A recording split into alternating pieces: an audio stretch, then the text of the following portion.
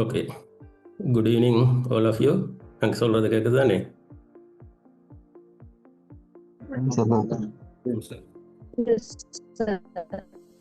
நல்லா கிளியராக கேட்குது தானே? ஷேர் பண்ணியிருக்கிற ஸ்க்ரீன் தெரியுதா? Okay sir. சரி, அனைவருக்கும் வணக்கம். நான் இன்றைக்கு தாவனக்கோவையில் குறிப்பிடப்பட்டுள்ள ஒழுக்காற்று நடைமுறைகள் என்ற அத்தியாயத்தை பற்றி கதைக்க போகிறேன். இந்த ஒழுக்காற்று நடைமுறைகள் என்றது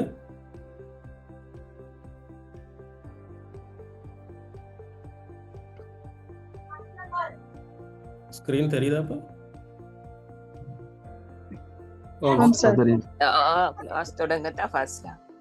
சரி, இந்த ஒழுக்காற்று நடைமுறைகள் என்றது பல்கலைக்கழக மானியங்கள் பல்கலைக்கழகங்களுக்குரிய தாபன கோவையில் 19வது அத்தியாயத்தில் குறிப்பிடப்பட்டுள்ள பகுதி. இது ஒரு மிகவும் முக்கியமான ஒரு பகுதி. உங்களோட வினாத்தாளில் கட்டாயமாக எப்படியும் ஒரு கேள்வி வர்றதுக்கு வாய்ப்பு இருக்குது. குறைஞ்சபட்சம் 10 அல்லது 5 புள்ளிகளை பெறுவதற்குரிய கேள்வி கொண்டு வர்றதுக்கு வாய்ப்பு இருக்குது இந்த அத்தியாயத்தில். அதனால் இந்த அத்தியாயத்தை கொஞ்சம் நீங்கள் கிளியராக பார்த்தீங்கன்னு சொன்னீங்கன்னா நிச்சயமாக ஒரு 10 புள்ளிகள் எடுக்கக்கூடிய வாய்ப்பு இருக்குது. இந்த ஒழுக்காற்று நடைமுறைகள் என்று சொன்னால் டிசிப்ளினரி ப்ரொசீடியர். நீங்கள் இந்த டிசிப்ளினரி ப்ரொசீடியர் பார்க்கறதுக்கு முதல் வேறு ஏதாவது ப்ரொசீடியர் இருக்கா? கேள்விப்பட்டிருப்பீங்க. வேறு ஏதாவது ப்ரொசீடியர் கேள்விப்பட்டிருக்கீங்களா யூனிவர்சிட்டி சிஸ்டத்தில்?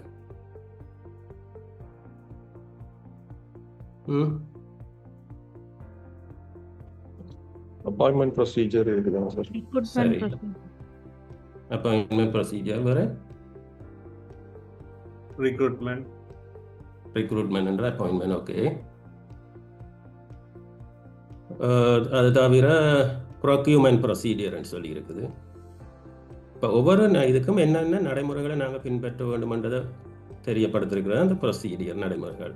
உதாரணமாக ப்ரொக்யூமெண்ட் ப்ரொசீடியர்னு சொன்னால், இப்போ நாங்கள் ஒரு பல்கலைக்கழகத்தில் ஒரு பொருள் ஒன்று அல்லது ஒரு சேவை ஒன்று பெற்றுக்கொள்ள வேண்டும் என்று சொன்னால் அதுக்கு நாங்கள் இன்ன முறையான நடைமுறைகளை பின்பற்ற வேண்டும், எப்படியான படிமுறைகளை பின்பற்ற வேணும் என்றதை என்ற விளக்கம் உள்ள இதுதான் ப்ரொக்யூமெண்ட் ப்ரொசீடியர். இப்போ உதாரணமாக ஒரு பொருள் ஒன்றை பெற்றுக்கொள்ள வேணும் என்றால் அல்லது ஒரு சேவையை பெற்றுக்கொள்ள வேணும் என்றால் நாங்கள் அந்த ப்ரொக்யூமெண்ட் ப்ரொசீடியரில் குறிப்பிடப்பட்ட விடயத்தின் பிரகாரம் தான் நாங்கள் எங்களோட ஒவ்வொரு ஸ்டெப்பையும் செய்ய வேணும். இப்போ உதாரணமாக சப்ளைஸ் டிவிஷன் சொல்லுவோமே, சப்ளைஸ் டிவிஷனில் பொருட்கொள்ளனவு சம்பந்தமான செயற்பாடு நடக்கிறது சப்ளைஸ் டிவிஷனில். இப்போ பல்கலைக்கழகத்தின் ஒரு துறை உண்டு. உதாரணமாக சொல்லுவோமே, ஒரு ரசாயனவியல் துறை. ரசாயனவியல் துறையில் ஒரு பொருள் ஒன்றுக்கு ஓர்டர் உண்டு, ஒரு கணனி ஒன்று தேவைப்படுது ரசாயனவியல் துறைக்கு. அப்போ அந்த கணனியை கொள்வனவு செய்து தர சொல்லி ரசாயனவியல் துறையிலிருந்து ஒரு கோரிக்கை ஒன்று வைக்கப்படும். அப்போ ரசாயனவியல் துறை தலைவர் புறப்பச்சனல்ல டீனூடாக சரி அதுக்குரிய உரிய ஃபோம் அதுகளை பாவிச்சு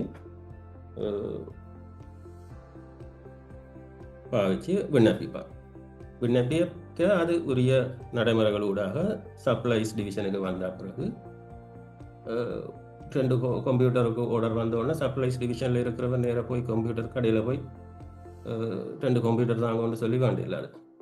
அவர் அதுக்குரிய நடைமுறைகளை பின்பற்றுவோம். இப்போ அதுக்கு ஒரு 2-3 மாதம் செல்லலாம்.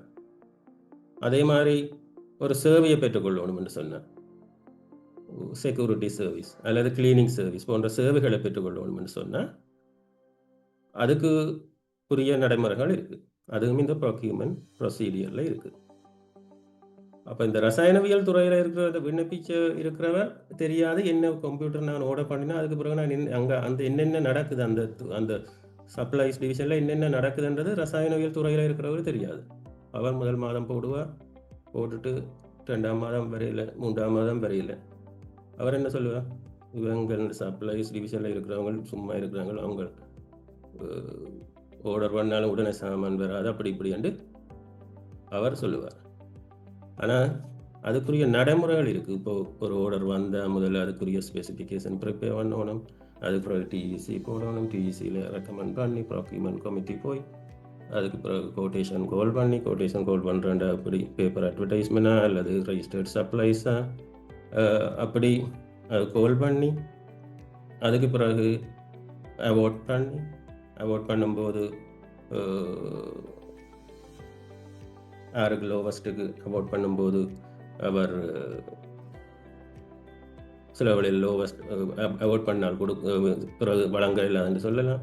அதுக்கு பிறகு ரீகால் பண்ணுறதா, 2வது ஆளுக்கு போகிறதாண்டு அப்படி நிறைய ப்ரொசீடியரை ஃபாலோ பண்ணணும். இந்த இவ்வளவு ப்ரொசீடியரும் வெளியில் இருக்கிறவருக்கு தெரியாது. அவர் நினைப்பார் நான் கம்ப்யூட்டர் ஓட பண்ணால் இன்னும் கம்ப்யூட்டர் வரையில்லை இதுதான். அப்போ அந்த ப்ரொசீடியர் ஃபாலோ பண்ணுறது சப்ளைஸ் டிவிஷனில். இப்போ சப்ளைஸ் டிவிஷனில் இருக்கிறவருக்கு தான் அந்த ப்ரொக்யூமெண்ட் ப்ரொசீடியரை பற்றிய அறிவு தேவை. வேற ஒரு துறையில் கடமையாற்றுறவருக்கு அதை பற்றின அறிவு தேவையில்லை. சப்ளை சரி அல்லது கேபிட்டல் ஒர்க்ஸ், இந்த ப்ரொக்யூமெண்ட் சம்பந்தமான இதுகளை செயற்படுத்துகிற துறைக்கு மட்டும்தான் அந்த ப்ரொக்யூமெண்ட் ப்ரொசீடியரை பற்றின அறிவு தேவை. அறிவு சரி, அது சம்பந்தமான விடயங்கள் தெரிந்திருக்க வேணும். ஆனால் அதே மாதிரி இப்போ இந்த ரெக்ரூட்மெண்ட் ப்ரொசீடியர்னு சொன்னால் அது வந்து எஸ்டாப்ளிஷ்மெண்ட்டில் தாவன கிளையில் உள்ள ஊழியர்களுக்கு தான் தெரிஞ்சிருக்க வேணும். வேறு வழி டிவிஷனில் இருக்கிறவங்களுக்கு அதை பற்றி தெரிந்திருக்க வேண்டிய அவசியம் இல்லை, அவன் நாள் அந்த கடமையில். ஆனால் இந்த டிசிப்ளினரி ப்ரொசீடியர்னு சொல்கிறது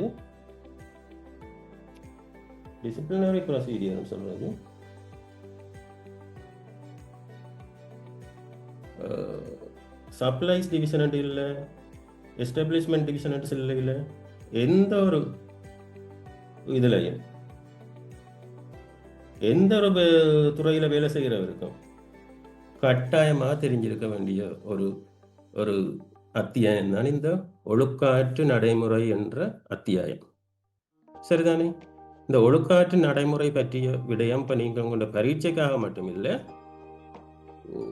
நீங்கள் கடமைக்கு சேர்ந்த நாளில் இருந்து ஓய்வு பெற்று செல்லும் வரை காலம் வரைக்கும் இந்த நடைமுறைகள் நீங்கள் தெரிந்திருக்க வேண்டும். சரி, அப்போ நாங்கள் முதலாவதாக பார்ப்போம்.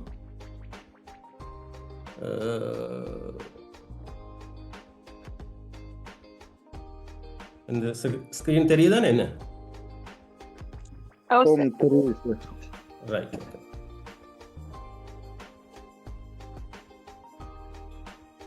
சரி, இந்த ஒழுக்காற்று நடைமுறை என்றால் என்ன? இந்த அத்தியாயத்தில் குறிப்பிடப்பட்டிருக்கு. பல்கலைக்கழக மானியங்கள் ஆணைக்குழு மற்றும் உயர்கல்வி நிறுவனங்கள். உயர்கல்வி நிறுவனங்கள் என்று சொல்லும்போது பல்கலைக்கழகங்கள். அதில் பணிபுரிகிற ஊழியர்களுக்கு பொருந்தக்கூடிய ஒழுக்காற்று நடவடிக்கைகள் மற்றும் அதற்காக பின்பற்ற வேண்டிய நடைமுறைகளை விளக்குகிறது.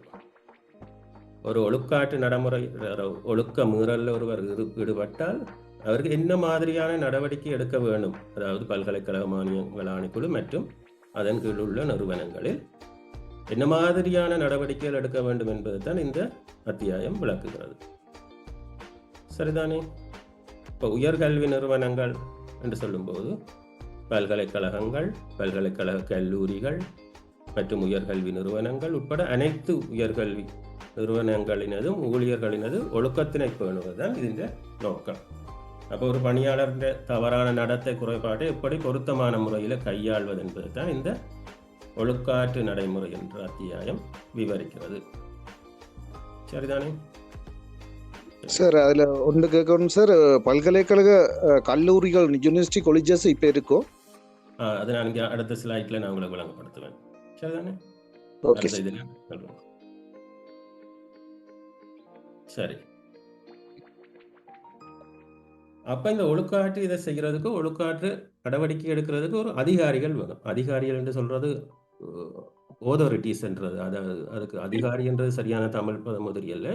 டிசிப்ளினரி ஓதோரிட்டிஸ்ன்னு சொல்லி, அதாவது ஈகோட்டில் இருக்கு டிசிப்ளினரி ஓதோரிட்டிஸ்ன்னு சொல்லி, அந்த ஒவ்வொரு நிறுவனத்திலையும் யார் அந்த செயற்பாட்டை செய்கிறது என்றதை பற்றி தான் இந்த டிசிப்ளினரி ஓதோரிட்டிஸ் என்ற செக்ஷன்ல விளங்கப்படுத்துது.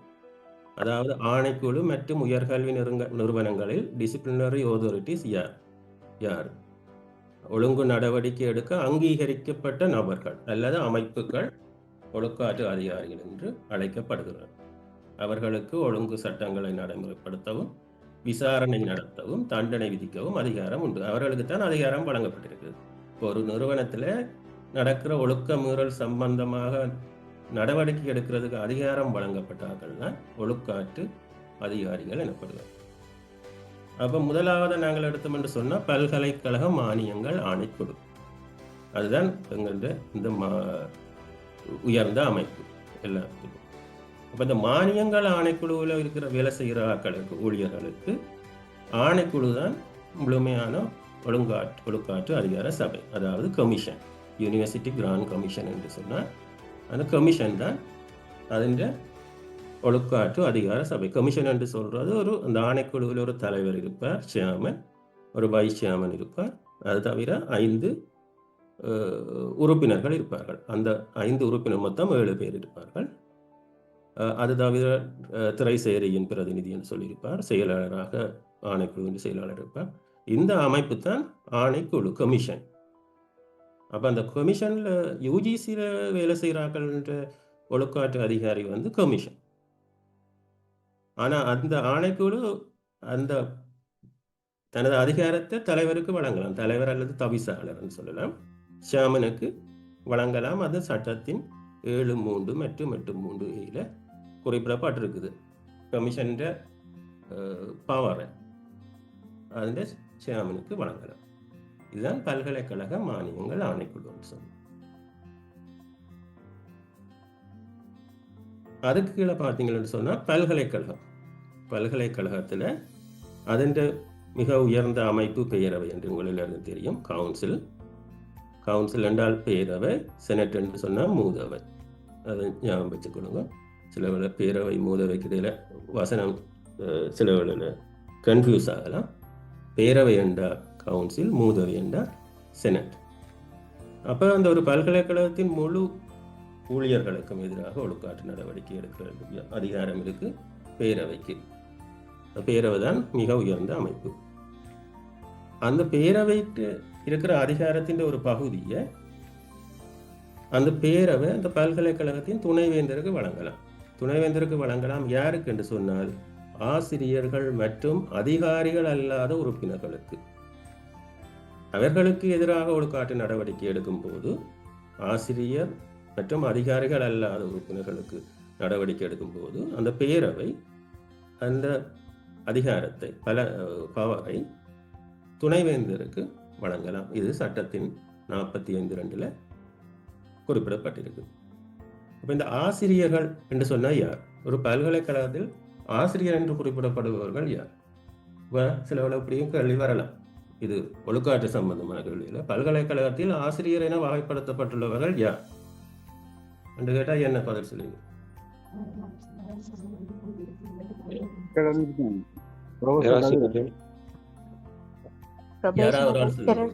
ப்ரொபேஷனரி லெக்சரர்ல இருந்து சீனியர் ப்ரொஃபசர் வரைக்கும் உள்ள ஸ்டெப்ஸ்ல உள்ளவர்கள். சரியான பதில். அதாவது தகுதிகான் விரிவுரையாளர்ல இருந்து lecturer unconfirm, lecturer senior lecturer grade 2, grade 1, associate professor, senior professor, chair professor. Chair ப்ரொஃபசருக்கும் சீனியர் ப்ரொஃபசருக்கும் என்ன difference?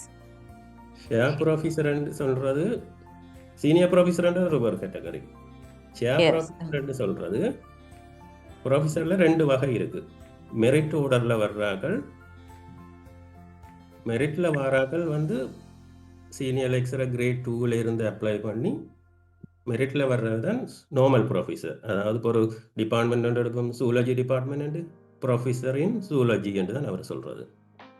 Share ப்ரொஃபசர்ண்டா professor of zoology என்று சொல்லி அந்த மார்க்கிங் ஸ்கீம் இருக்குது. ப்ரொஃபஸருக்குரிய மார்க்கிங் ஸ்கீம் இருக்குது. அந்த மார்க்கிங் ஸ்கீமில் ஒரு குறிப்பிட்ட மார்க்ஸ் எனக்கு நான் 120 அப்படி என்று வைப்போமே. அதாவது 120 அந்த மார்க்ஸ் எடுத்தால் ப்ரொஃபஸர் மெரிட். 130 அல்ல 140 அப்படி ஒரு மார்க்ஸில் வந்தால் அவர் ப்ரொஃபஸர், சேர் ப்ரொஃபஸர். சேர் ப்ரொஃபஸர் ஒரு திணைக்களத்தில் ஒரு துறையில் ஒரே ஒரு ப்ரொஃபஸர் தான் சேர் ப்ரொஃபஸர் இருக்கும் காடரின் படி. சரி, அதுக்கு வேற ஒரு வெளியில இருந்தும் வரலாம், உள்ளே இருக்கிறவரும் அப்ளை பண்ணலாம், அப்ளை பண்ணி வரலாம். அதாவது இந்த மார்க்கிங் ஸ்கீமில் அது ஒரே மார்க்கிங் ஸ்கீம் தான். அந்த புள்ளி அடிப்படையில் அதிக புள்ளி எடுக்கிறதுக்கு, அதாவது மேலதிக 140 அப்படி என்று நான் நினைக்கிறேன், எனக்கு சரியாக ஞாபகம் இல்லை. அதுதான் சேர் ப்ரொஃபஸர். சேர் ப்ரொஃபஸர் வந்து பேப்பர் அட்வர்டைஸ்மெண்ட் மூலம் தான் ஹோல்ட் பண்ணணும். மெரிட் ப்ரொஃபஸர்ன்றது சாதாரணமாக இருக்கிற ப்ரொஃபஸர், அதுக்கு காடர்ன்ற தேவையில்லை. ப்ரொஃபஸரில் இணைந்த ஒருத்தர், விரிவுரையாளராக இணைந்த ஒருத்தர், அவர் அந்த காடரே அப்படியே ப்ரொஃபஸர் வரைக்கும் போகும். அவர் லெக்சரரில் இருந்து சீனியர் லெக்சரர் கிரேட் 2 வந்து கிரேட் 1 வந்து ப்ரொஃபஸராக அல்லது அசோசியேட் ப்ரொஃபஸராக வந்து சீனியர் ப்ரொஃபஸராக போகும் வரைக்கும் அந்த காடர்லேயே அவர் போகணும். ஆனால் சேர் ப்ரொஃபஸர்ன்றது அது ஒரு காடர், அது நேரடியாகவே அந்த ப்ரொஃபஸர் பதவிக்கு தான் நடக்கிறது. சரி, இப்போ ஆசிரியர்ன்றது. மற்ற இந்த அதிகாரிகள் என்றது வந்து இந்த இடத்துல அதிகாரிகள் என்று குறிப்பிடப்படுறது யார் என்று சொன்னால் நிறைவேற்று உத்தியோகத்தருக்கும் அதுக்கு மேற்பட்டவர்களுக்கு. நிறைவேற்று உத்தியோகத்தர்களை தான் இந்த இந்த இந்த செக்ஷன்ல அதிகாரிகள் என்று சொல்றது. அதே இந்த பல்கலைக்கழக சட்டத்தில் அதிகாரிகள் என்று சொல்லப்படுறது தெரியும், துணைவேந்தர், பிரதி துணைவேந்தர், பீடாதிபதிகள் என்று. அது வந்து சட்டத்தின்படி. இந்த இடத்துல அதிகாரிகள் என்று குறிப்பிடப்படுறது நிறைய எக்ஸிக்யூட்டிவ் ஆஃபீஸர்ஸ், அதாவது இப்போ ஏஆர், ஏபி, ஏஐஏ, எஸ்ஏஆர், அந்த ஒர்க்ஸ் இன்ஜினியர், கியூரேட்டர், சிஎஸ்ஓ, அப்படியான தரம் உள்ளாக்கள்லாம் இந்த இடத்துல அதிகாரிகள் என்று அல்லது அலுவலர்கள் என்று குறிப்பிடப்படுது. இவை ரெண்டு பகுதியும் தவிர்ந்த ஆக்களுக்குரிய நடவடிக்கை எடுக்கிறதுக்குரிய அதிகாரத்தை பேரவை துணைவேந்தருக்கு வழங்கலாம். இது பல்கலைக்கழகத்தை பொறுத்தவரையில். சரி, இப்போ பல்கலைக்கழகம் தெரியும் உங்களுக்கு, இலங்கையில் எத்தனை பல்கலைக்கழகம்? இப்போ இப்படி ஒரு கேள்வி வருது என்று வைப்போம், இலங்கையில் உள்ள அரசு பல்கலைக்கழகங்களினை பெயரிடுக, இப்படி ஒரு கேள்வி வந்த என்ன பதில் எழுதுவீங்க?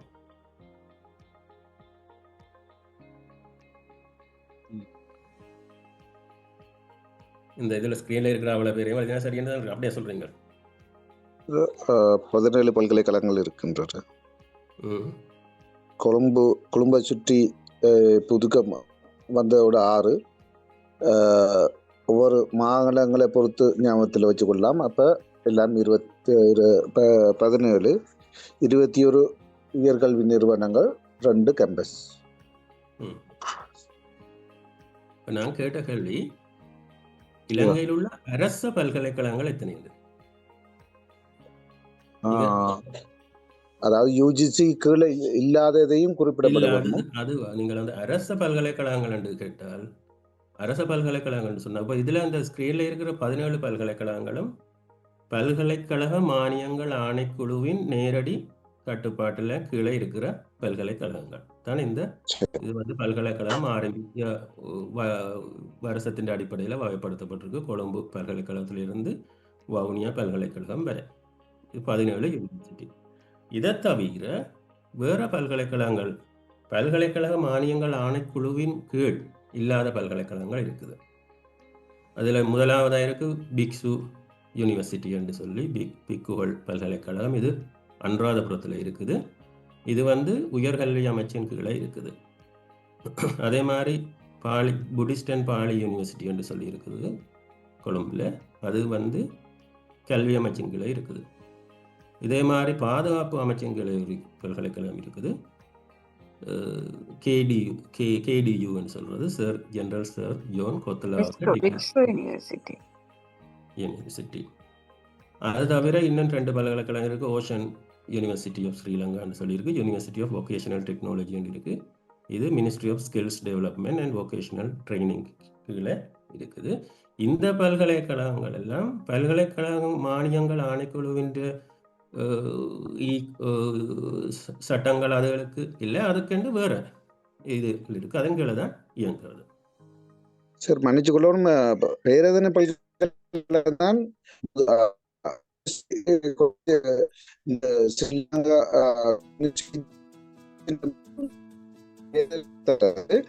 அங்க நெஞ்சு இருந்த தான் அதுக்கு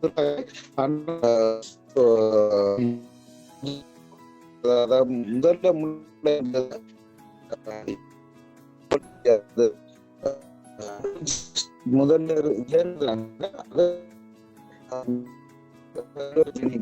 வரலாறு இருக்கு. ஆனா அதுல கொழும்பு யூனிவர்சிட்டி சார் சொன்னீங்க, கொழும்பு யூனிவர்சிட்டி முதல்ல வந்த அதுல இருக்குன்னு என்ன மாரி இல்ல, பேராதனை யூனிவர்சிட்டியும் கொழும்பு யூனிவர்சிட்டியும் ஒரே ஒன்றா தான் தொடங்கப்பட்டது. அதாவது சரி சார், ஒரே வருடத்துல நான் நினைக்கிறேன் ஒரே வருடத்துல தொடங்கப்பட்டது. சரி, அப்ப இது வந்து பல்கலைக்கழக மானியங்கள் ஆணைக்குழுவின் கீழ் இல்லாத பல்கலைக்கழகங்கள். இது உங்கள்கிட்ட இலங்கையில் உள்ள பல்கலைக்கழக மானியங்கள் ஆணைக்குழுவின் கீழ் உள்ள பல்கலைக்கழகங்களை பெயரிடுகண்டு வந்தால் முதல் அந்த 17 யூனிவர்சிட்டியின் பெயரை எழுதணும். அல்லது இலங்கையில் உள்ள அரச பல்கலைக்கழகங்களை பெயரிட வேண்டாம், அந்த 17 மட்டும் இல்லை, அந்த 17ஓடு சேர்த்து இந்த 5 யூனிவர்சிட்டியின் பெயரையும் எழுத வேண்டும். அப்போ நாங்கள் அந்த போன கிளாஸில் வச்சு நாங்கள் சிவிசிடி என்று சொல்லி ஒரு விஷயம் வச்சு நாங்கள் சிவிசிடி என்று சொன்னால் committee of vice chancellor and directors சொல்லி அப்படி ஒன்று வந்தது. அந்த சிவிசிடியில் இந்த பல்கலைக்கழகத்தின் வேந்தர்களும் அங்கத்தவர்களாக இருப்பார்கள். சிவிசிடி என்றது வந்து பல்கலைக்கழக, அதாவது 1978ஆம் ஆண்டு பல்கலைக்கழக சட்டத்தின் மூலம் உருவாக்கப்பட்டது. அதன் மூலம் உருவாக்கப்பட்ட அந்த 17 யூனிவர்சிட்டியில் இருக்கிற வைஸ் சான்சலருக்கு மேலதிகமாக இந்த 5 யூனிவர்சிட்டியில் இருக்கிற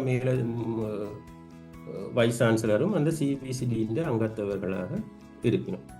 அது தவிர இந்த கேடியு என்ற யூனிவர்சிட்டிக்கு இன்னொரு வளாகம் ஒன்று இருக்குது, சதர்ன் கேம்பஸ் என்று சொல்லி சூரியவேவில். அந்த கேம்பஸின் ரெக்டரும் அந்த சிபிசிடியில் உறுப்பினராக இருக்கணும். சரி, அடுத்த இந்த பல்கலைக்கழக கல்லூரி மன்னிச்சுக்கொள்ளுங்க, சிபிசிடியில 6 சிபிசிடியில் டிரெக்டர்ஸ் வெரினா, ஆனா ரெக்டர் என்ன சார்? ஓ, இதுல வந்து சிபிசிடி என்றது வந்து உருவாக்கப்பட்டது committee of vice chancellor and director. சரிதானே? அதுல வந்து டிரெக்டர் தான் வைஸ் சான்சலர் மற்றும் டிரெக்டர். அப்போ அந்த டிரெக்டர் வந்து இப்போ நான் இப்போ அடுத்த இந்த இதில் சொல்ல வர்றது பல்கலைக்கழக கல்லூரிகள். அடுத்தது பல்கலைக்கழகத்துக்கு அடுத்ததாக இருக்கிற அமைப்பு தான் இந்த பல்கலைக்கழக கல்லூரிகள். இந்த பல்கலைக்கழக கல்லூரிகள் வந்து அதுக்கு ஒழுக்காட்டு நடவடிக்கை இருக்கிறது பல்கலைக்கழகத்தின் முகாமைத்துவ சபை என்று இருக்குது. இந்த பல்கலைக்கழக கல்லூரியின் பிரதான நிறைவேற்று அதிகாரி தான் டிரெக்டர், பணிப்பாளர். அப்போ ഇതിൻ്റെ പണിപ്പാളർ ഇതാണ്ടിத்தான் அந்த CBCD committee of vice chancellor and directors. இந்த பல்கலைக்கழகத்தின் கல்லூரிகளின் டிரெக்டர் தான் அடுத்தது வைஸ் சான்சலர் அண்ட் டிரெக்டர் என்ற வகையில் உள்வாங்கப்பட்டது. ஆனால் அந்த சட்டத்தில் பல்கலைக்கழக கல்லூரிகள் என்று குறிப்பிடப்பட்டிருக்குது. ஆனால் அந்த சட்டத்தின் பிரகாரம் எந்தவித பல்கலைக்கழக கல்லூரிகளும் இன்று வரை தோற்றுவிக்கப்படவில்லை. இதுவரை பல்கலைக்கழக, அதாவது சட்டத்தின் பிரகாரம் யூஜிசிக்கு கீழே இந்த வர்ற சட்டத்தின் பிரகாரம் இதுவரை எந்த பல்கலைக்கழக கல்லூரிகளும் தோற்றுவிக்கப்படவில்லை. வேற பல்கலைக்கழகங்கள் வேற பல்கலைக்கழக கல்லூரிகள் அரசு இதுலேயே இருக்குமென்னு நினைக்கிறேன். ஆனால் அந்த யூஜிசிக்கு கீழே இதுவரை அப்படி பல்கலைக்கழக கல்லூரிகள் தோற்றுவிக்கப்படவில்லை. சட்டத்தில் அப்படி இருந்தாலும் இதுவரை தோற்றுவிக்கப்படவில்லை. அப்போ அதில் அதின் டைரக்டரை இதண்டித்தான் அந்த சிபிசிடி என்று உருவாக்கப்பட்டது. ஆனால் அந்த சிபிசிடி காலத்துக்கு காலம் இதில் கேம்பஸ் ரெக்டரையும் நாங்கள் உள்வாங்குவோம். ஏனென்றால் கேம்பஸும் ஒரு அமைப்பு தானே, அதிൻ്റെ ரெக்டரையும் எங்களோட மெம்பர்ஷிப்புக்கு உள்வாங்குவோம் என்று உள்வாங்கி. அதே மாதிரி சிபிசிடி தான் தீர்மானிக்கிறது. அடுத்த நான் முதல் சொன்ன அந்த 5 யூனிவர்சிட்டியின் டைரக்டர் வைஸ் சான்சலரையும் மெம்பராக சேர்க்கறதுக்கு சிபிசிடியில் தீர்மானித்து தான் இவைகளையும் உறுப்பினராக நினைப்போம் என்று நினைச்சிருக்கு. சரிதானே? அப்போ இந்த பல்கலைக்கழக கல்லூரிகள் என்று எதுவுமே பல்கலைக்கழக சட்டத்தின் கீழே இல்லை. சார், அந்த ஈஸ்டர்ன் யூனிவர்சிட்டி ஆரம்பத்தில் இருந்தேன் சார், யூனிவர்சிட்டி காலேஜ்.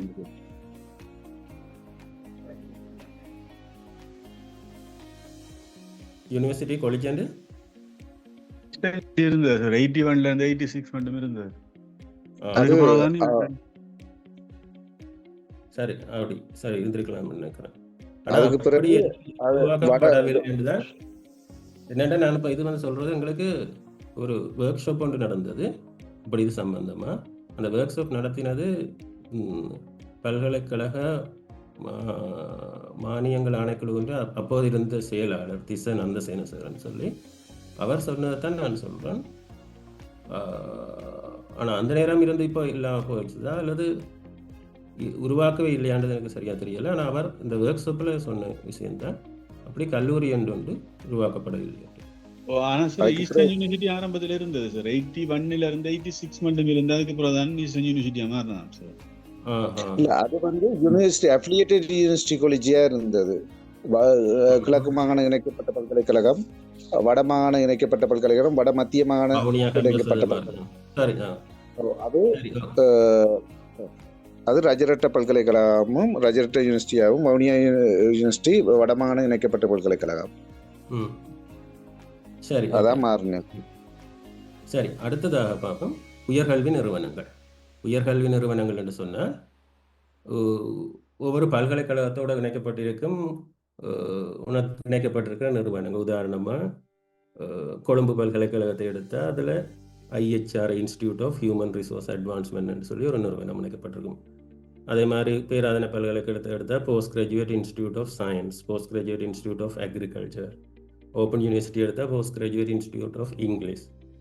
அப்படி உயர்கல்வி நிறுவனங்கள் இருக்கும். அந்த நிறுவனங்களுக்கு இருக்கும் முகாமைத்துவ சபை என்று சொல்லி போர்ட் ஆஃப் மேனேஜ்மெண்ட். அப்போ அந்த நிறுவனத்தின் ஆனால் அதின் இதுக்குரிய அதிகாரம் அதோடு இணைக்கப்பட்டுள்ள பல்கலைக்கழகத்தின் பேரவைக்கு தான் வழங்கப்பட்டிருக்குது. அது மாதிரி பிற நிறுவனங்கள் சொல்லியிருக்க வளாகம், அது வளாகம் என்று சொல்றது கேம்பஸ். இலங்கையில் இப்போ இருக்கிறது கேம்பஸ் வந்து 2 வளாகங்கள் இருக்கு. ஒன்று ஸ்ரீபாலி வளாகம், மற்றது ட்ரிங்கோமலை வளாகம். முதல் ஏற்கனவே 3 இருந்தது. வவுனியா இருந்தது. வவுனியா இப்போ பல்கலைக்கழகம் ஆகின பிறகு இப்போ இந்த வளாகம் மட்டும்தான், 2 வளாகங்கள் இருக்குது.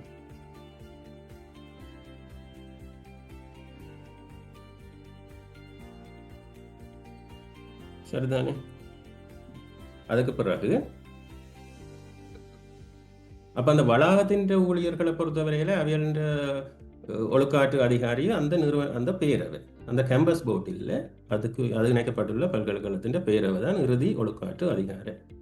அதே மாதிரி பேரவை விரும்பினால் விரிவுரையாளர்கள் மற்றும் அதிகாரிகளுடைய பொறுத்தவரை அவர்களுடைய அதிகாரத்தை துணைவேந்தருக்கு வழங்கலாம், அதாவது பல்கலைக்கழகத்துக்கு வழங்குற மாதிரி. அடுத்ததாக இருக்குது பல்கலைக்கழக சேவை மேல்முறையீட்டு சபை, யூனிவர்சிட்டி சர்வீஸ் அப்பீல் போர்டு, USABன்னு சொல்கிறது. இதுவும் சில உங்களுக்கு ஒரு USAB சம்பந்தமாக கேள்விகள் வரலாம். USABயின் அமைப்பு மற்றும் அதன் செயற்பாடு என்னன்னு சொல்லி கேள்வி வரலாம். அப்போ அந்த USAB CVCDக்குள்ள அந்த உயர்கல்வி நிறுவனங்களோட டைரக்டர்ஸ் வர மாட்டாங்களா? இல்லை இல்லை, அதில் வைஸ் சான்சலர், அந்த 17 வைஸ் சான்சலரும் 2 ரெக்டரும் இருப்பாங்க. Okay sir. அப்போ இந்த பல்கலைக்கழக சேவை மேன்முறையீடு சபையில் அவைன்ற ஊழியர்களுக்கு அந்த ஊழியர்களுடைய ஒழுக்காட்டு அதிகாரியாக பல்கலைக்கழக மானியங்கள் ஆணைக்குழுவில் அந்த மேல்முறையீட்டு சபை தான் செயற்படும். அது ஒரு சுயாதீனமான அமைப்பு. சரிதானே? அதே மாதிரி வளாக முதல்வர், பிரதி துணைவேந்தர், துறை தலைவர், பீடாதிபதிகள் அவைகளுக்குரிய ஒழுக்காட்டு அதிகாரியாக பேரவை, பல்கலைக்கழகத்தின் பேரவை இருக்கும்.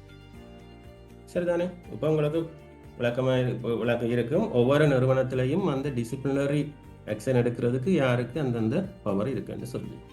சரிதானே? இப்போ சாதாரணமாக ஒரு குடும்பம் ஒன்று எடுத்தால் அந்த குடும்பத்தில் யார் டிசிப்ளினரி அத்தாரிட்டி? ஒரு கணவன், மனைவி, ஒரு 4 பிள்ளைகள் வைப்பாங்க. அதில் யார் டிசிப்ளினரி அத்தாரிட்டி? தேப்பன். சில தேப்பன் சரியா இருக்கு. சில இடங்களில் மனைவி தான் டிசிப்ளினரி அத்தாரிட்டியாக இருக்கலாம். சரி, ஓகே. அடுத்ததாக டிசிப்ளினரி கண்ட்ரோல்னு சொல்லி இருக்குது. டிசிப்ளினரி கண்ட்ரோல்னு சொன்னால் ஒழுக்காட்டு கட்டுப்பாடு. என்னென்னா பணி நீக்கம் செய்ய அல்லது வேறு தண்டனை விதிக்கும் அதிகாரம். அதாவது ஒழுக்காற்று கட்டுப்பாடு என்பது ஒரு ஊழியரை பணி நீக்கம் செய்ய அல்லது அந்த ஊழியர் செய்த தவறான நடத்தை அல்லது தவறான நடத்தைகளுக்கு பொருத்தமான தண்டனையை விதிக்கும் சட்டபூர்வ அதிகாரத்தை குறிக்கிறது. சரிதானே? நான் இப்போ இது கோட்டில் 19வது செக்ஷன்ல இருந்து எடுத்து தான் டிரான்ஸ்லேட் பண்ணேன். சில வேளையில் எதுவும் வார்த்தை பிரயோகங்கள் அல்லது சொல்லுகள் எதுவும் இருந்தால் ஃபைனல் வெர்ஷன் அந்த இங்கிலீஷ் வெர்ஷன் தான். இது ஒரு உங்களுக்கு உதவி இது மாதிரி தான் நான் அதை ரிஃபர் பண்ணுறதுக்கு தான் செய்திருக்கிறேன். அப்போ இது ஏதாவது ஒரு வேறுபாடு இருக்குமா இருந்தால் ஃபைனலாக நீங்கள் இந்த இங்கிலீஷ் வெர்ஷனை தான் எடுக்கணும். சரிதானே? அப்போ இந்த தவறான நடத்தைக்கு பொருத்தமான தண்டனை விதிக்கிற அதிகாரத்தை தான் இந்த குறிக்குது டிசிப்ளினரி கண்ட்ரோல் அண்டு. சரி, இந்த அதிகாரத்தில் 2வது பந்தியில் விவரிக்கப்பட்டு ஒழுங்கு நடவடிக்கைக்கு உட்பட்ட குற்றங்கள் தொடர்பாக மட்டுமே பயன்படுத்துகிறது. ஊழியர்களின் தொழில்முறை நடத்தி ஒழுங்குபடுத்துவதற்கு இது அவசியம். சரி, இப்போ இந்த ஒழுக்காற்று விசாரணையை நடத்துறதுக்கு அதிகாரம் பெற்ற நபர்கள் யார்? ஒழுக்காற்று விசாரணை ஒருத்தர் விசாரணை அதிகாரியா நியமிக்க வேணும். அந்த நியமிக்கிறதுக்கு தகுதி வாய்ந்தவர்கள் யாருன்றதுதான் இந்த செக்ஷன்ல சொல்லப்படுது. அதுக்கு ஒழுக்காற்று குழுவை நியமிக்கலாம். ஒழுக்காற்று அதிகாரி, அதாவது வைஸ் சான்சலர், அவற்றை விருப்பப்படி முதற்கட்ட விசாரணை, அதாவது பிரிலிமினரி இன்வெஸ்டிகேஷன் அல்லது முறையான விசாரணை, ஃபார்மல் இன்குவாரி நடத்துறதுக்கு ஒரு பொருத்தமான நபரை அல்லது ஒரு குழுவை, அதில் ஒரு தனி நபர் தான் இருக்கணும், வண்டியில் ஒரு குழுவும் இருக்கலாம். ஒரு 2 பேர் இருக்கலாம், 3 பேர் இருக்கலாம், அதில் 5 பேர். அந்த குற்றத்தின் இதை பொறுத்து அதுக்கேற்ற விதம் மாறுபடலாம். இந்த நியமனங்கள் இந்த அத்தியாயத்தின் 6.1.1 குறிப்பிடப்பட்டிருக்குது. யார் இதுக்கு நியமிக்கப்படக்கூடிய ஆட்கள்? அது நீங்கள் 6.1.1 பாருங்க, அதில் குறிப்பிடப்பட்டிருக்கு இப்படி விசாரணைக்கு யாரை நியமிக்கலாம். அப்போ முதல்ல நடத்த வேண்டியது முதற்கட்ட விசாரணை. அது சொல்றது ப்ரிலிமினரி இன்வெஸ்டிகேஷன். ப்ரிலிமினரி இன்குவாரி இல்லை, ப்ரிலிமினரி இன்வெஸ்டிகேஷன்.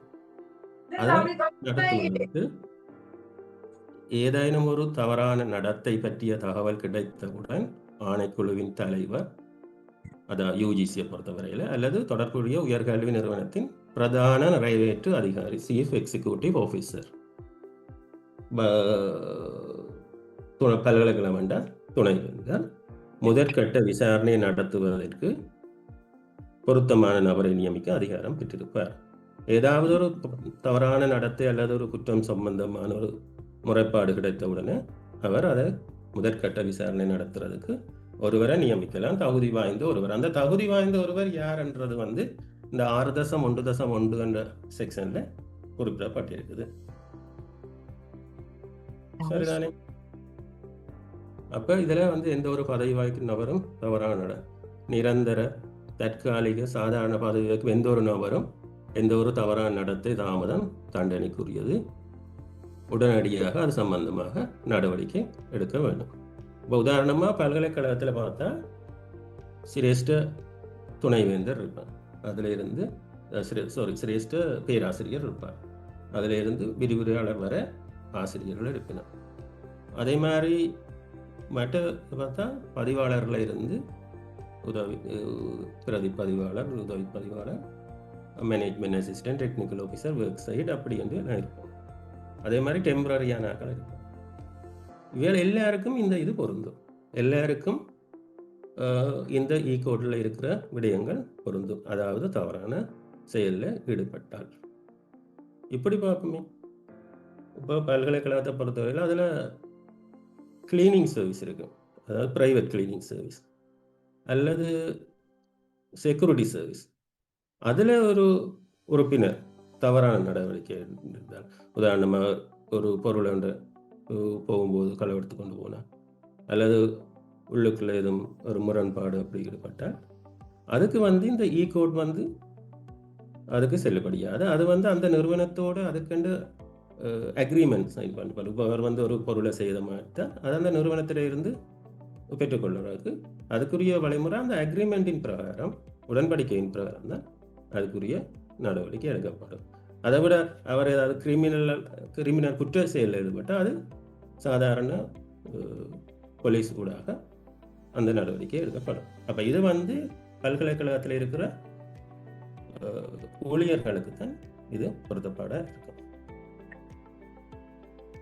சரிதானே? அடுத்ததாக பார்ப்போம், ஒழுக்காற்றுண்டா என்ன குற்றங்கள் ஒழுக்காற்று நடவடிக்கைக்கு வழிவகுக்கிற குற்றங்கள். அது ஈகோட்லேயே போட்டிருக்கு, இது முழுமையான பட்டியல் அல்லன்னு சொல்லி இதில் வழிவகுக்கிற குற்றங்கள் கொஞ்சம் பட்டியல்படுத்தப்பட்டிருக்குது. இந்த இதுகள் செய்தால் அது ஒழுக்காற்று நடவடிக்கைக்கு உட்படுத்தக்கூடிய குற்றங்கள் என்று சொல்லி, அது என்ன குற்றம் என்று பார்ப்போம். இது வந்து தாவனக்கோவையில் குறிப்பிடப்பட்ட குற்ற செயல்களின் வகைகள், ஒஃபென்சஸ். 8 குற்ற செயல்கள் இருக்குது. இதை நீங்கள் பாடமாக்கி வச்சிருந்தாலும் நல்லது. ஏனென்றால் சில வழியில் அநேகம் இப்படி ஒரு கேள்வியும் வரலாம். அதனால் நீங்கள் பாடமாக்கி வைங்க. 8 இதையும் பாடமாக்கி வைங்க. அதில் திறமையின்மை, தகுதியின்மை, அலட்சியம், நேர்மையின்மை, முறையற்ற நடத்தை, ஒழுக்கமின்மை, கருத்து திருட்டு என்று சொல்லி இந்த முறை புதுசாக பிளேஜரிசம், புதுசாக திருத்தப்பட்ட தாவனக்கோவையில் தான் இது உட்படுத்தப்பட்டிருக்கு. ஏனென்றால் முதலாவது தாவனக்கோவை 78 அப்படியான காலப்பகுதியில் இருந்தது. அதனால அதில்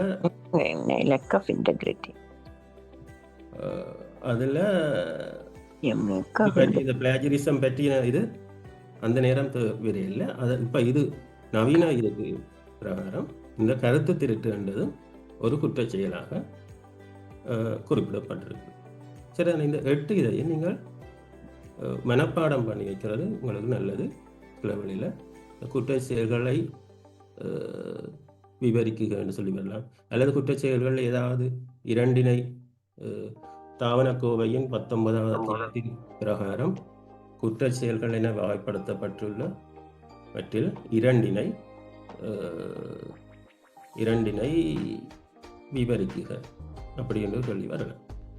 அதனால இதை நீங்கள் கட்டாயம் நீங்கள் பாடமாக்கி வச்சுக்கொள்ளுங்க.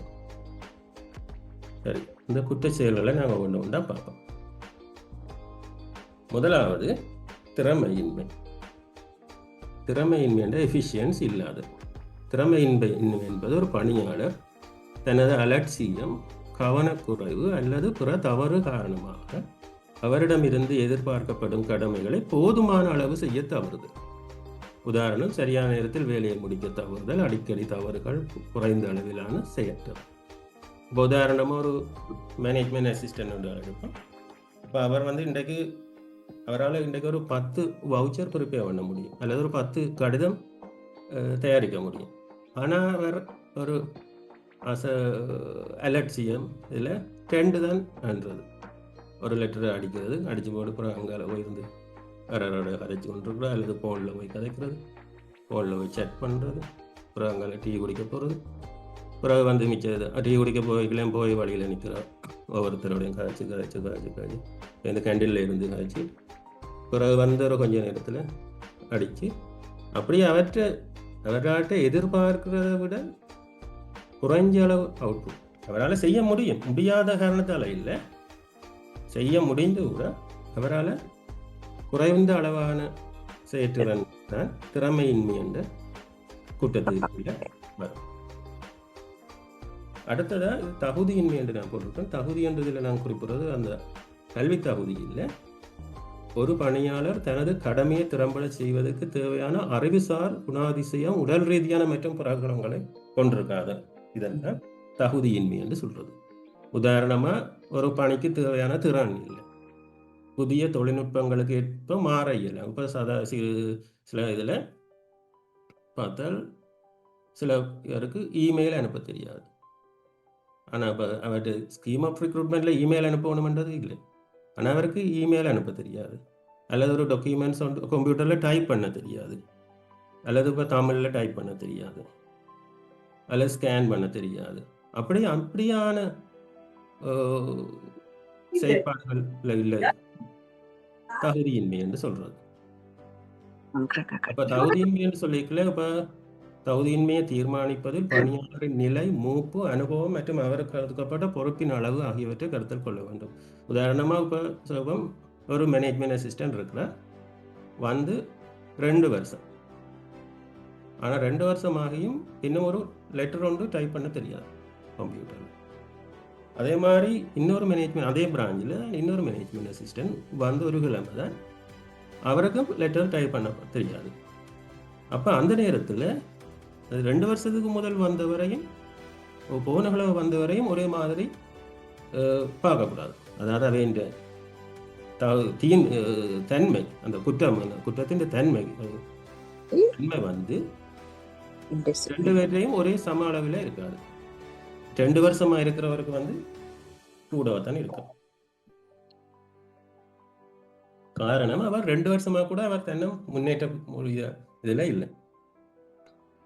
அடுத்ததை பார்த்தால் அலட்சியம், நெக்லியன்ஸ், அதாவது ஒதுக்கப்பட்ட கடமைகளை புறக்கணித்தல். தனக்கண்டு ஒதுக்கப்பட்ட கடமைகளை ஒழுங்காக செய்யாது வருது.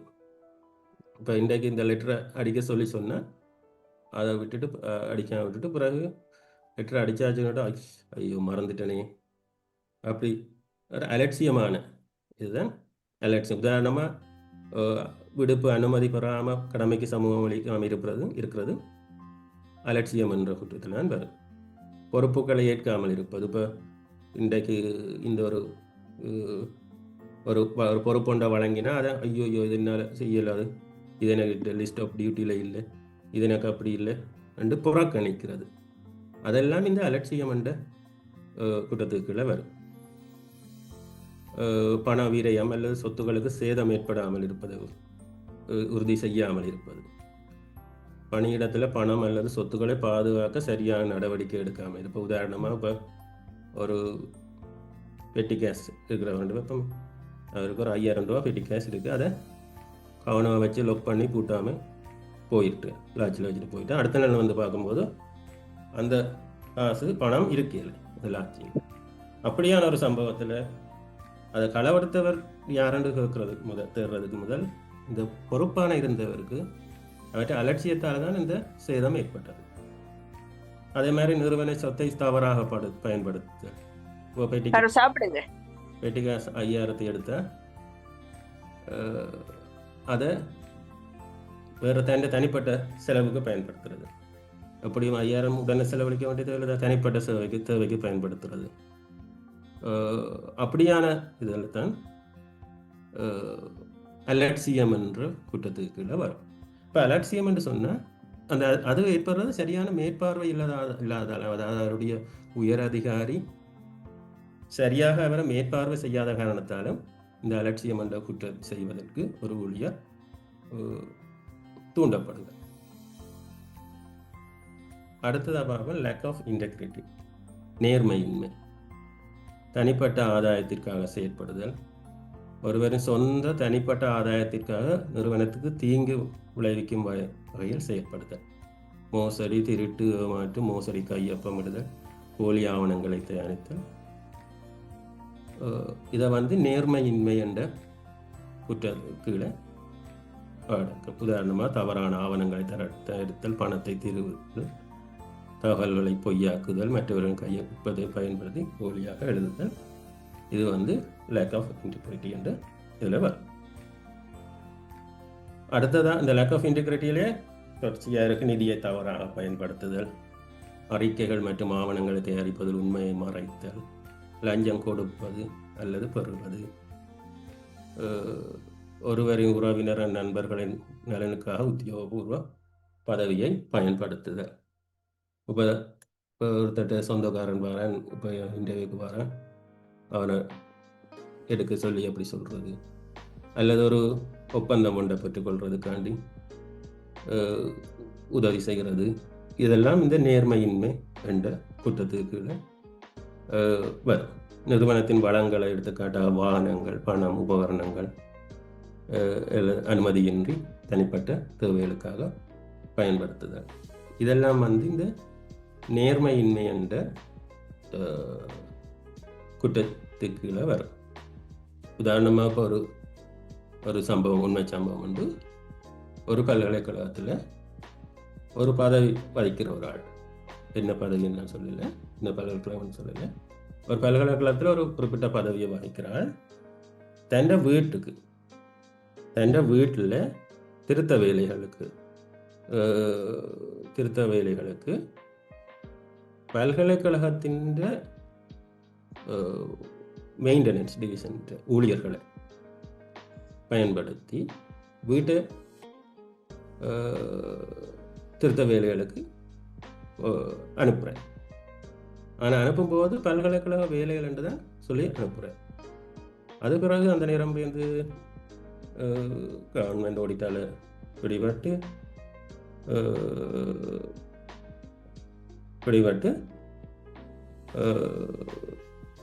அதுக்கு பிறகு அவருக்கு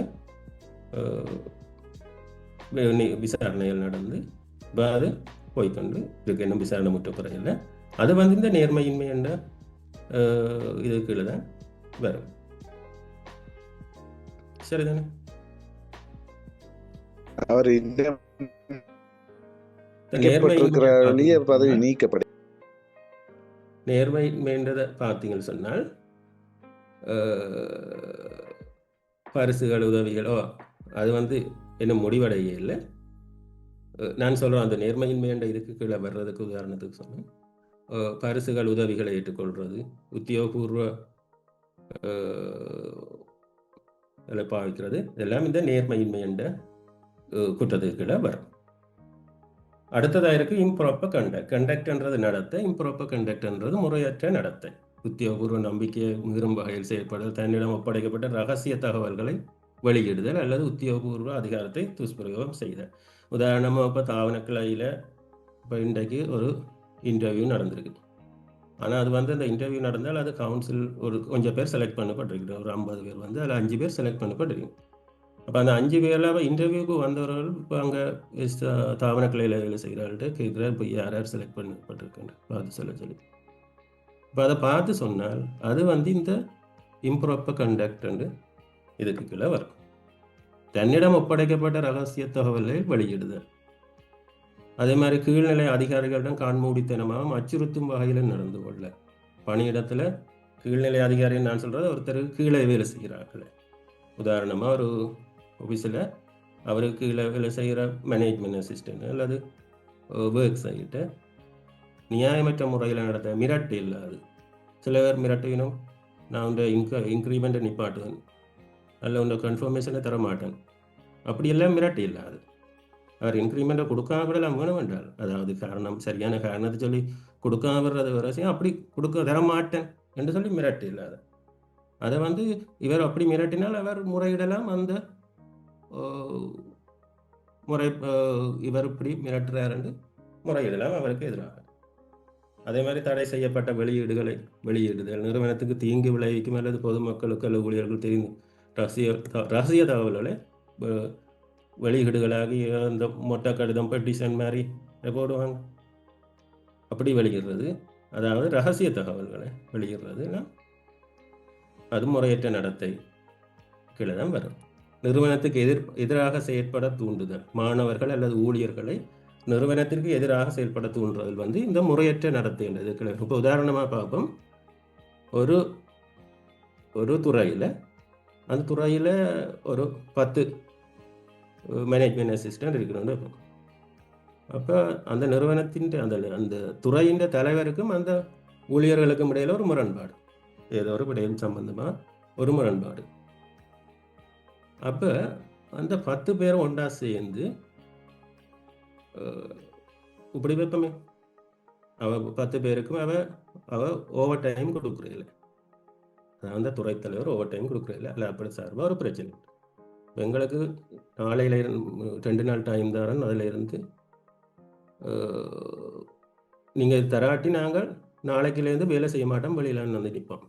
ஏன்னா அந்த 10 பேரும் ஒன்றா சேர்ந்து, அதாவது அந்த துறையில் உள்ள 10 பேரும் ஒன்றா சேர்ந்து சொல்கிறாங்க, நாங்கள் வெளியில் வேலை செய்ய மாட்டோம், வெளியில் நிற்கிறோம் என்று சொன்னால் அது வந்து இந்த முறையற்ற நடத்தை என்ற குற்றத்துக்கெல்லாம் வரும். இப்போ உதாரணமாக யூனியனாக இருந்து முறைப்படி அறிவித்தல் கொடுத்து வெளியில் போகிறது, அது வந்து சட்ட ரீதியாக தொழிற்சங்க சட்டத்தின் ரீதியாக அது அனுமதிக்கப்பட்ட விடயம். ஆனால் தனிப்பட்ட ஊழியர்கள் இப்படி நிறுவனத்துக்கு எதிராக தனிப்பட்ட ரீதியில், அது தனிப்பட்ட ரீதியாக ஒரு குறிப்பிட்ட 5 பேர் 10 பேர் சேர்ந்து செய்தால் கூட அது வந்து இந்த குற்றமாக தான் கருதப்படும். அவர்கள் வந்து தனிப்பட்ட ரீதியில் செய்ய முடியாது. யூனியன் மூலமாக அது வந்து ஒரு அந்த சட்டத்திட்டத்துக்கு ஏற்ப உரிய முன்னறிவித்தல் கொடுத்து செய்யலாம். ஆனால் இப்போ முன்னறிவித்தல் கொடுத்து கூட அப்படி செய்யலாம். செய்தால் அது இந்த முறையற்ற நடத்தைகளை வரும். அதே மாதிரி அரசியல் நடவடிக்கைகளுக்கு உத்தியோகபூர்வ வளங்களை பயன்படுத்துதல், அது தெரியும் எனக்கு. அதெல்லாம் முறையற்ற நடத்தை. அநாகரிகமாக நடந்து கொள்ள, ஒழுக்கமற்ற செயல்களில் ஈடுபட தொடங்குதல், தங்கள் உத்தியோகபூர்வ பதவிக்கு தீங்கு விளைவிக்கும் வகையில் அல்லது பணிபுரியும் நிறுவனத்திற்கு அவப்பெயரை ஏற்படுத்தக்கூடிய எந்த ஒரு செயலில் ஈடுபடுறது முறையற்ற நடத்தையாக கருதப்படும். இந்த முறையற்ற நடத்தையில் நான் இவ்வளவு சொன்னது கடமை சம்பந்தப்பட்டது. இப்போ இந்த கடமைக்கு அப்பாற்பட்ட விடயங்களும் இருக்குது. இந்த முறையற்ற நடத்தை கீழே குற்றமாக கருதப்படும். முதலாவது வந்து இந்த வழக்கமான குடிப்பழக்கம். வழக்கமான குடிப்பழக்கம் நான் சொன்னது ஹேபிச்சுவல்,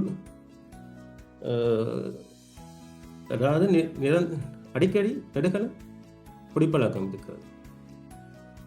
அது வந்து இந்த முறையற்ற நடத்தையில இருக்கு.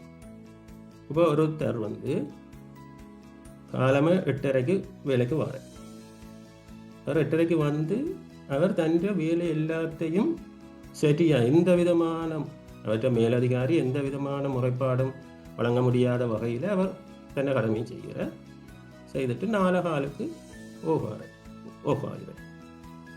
வேலையெல்லாம் முடிச்சுட்டு 4:15 முடிச்ச உடனே அவர் நேராக போகிறது பாருக்கு போய் அங்கே இருந்து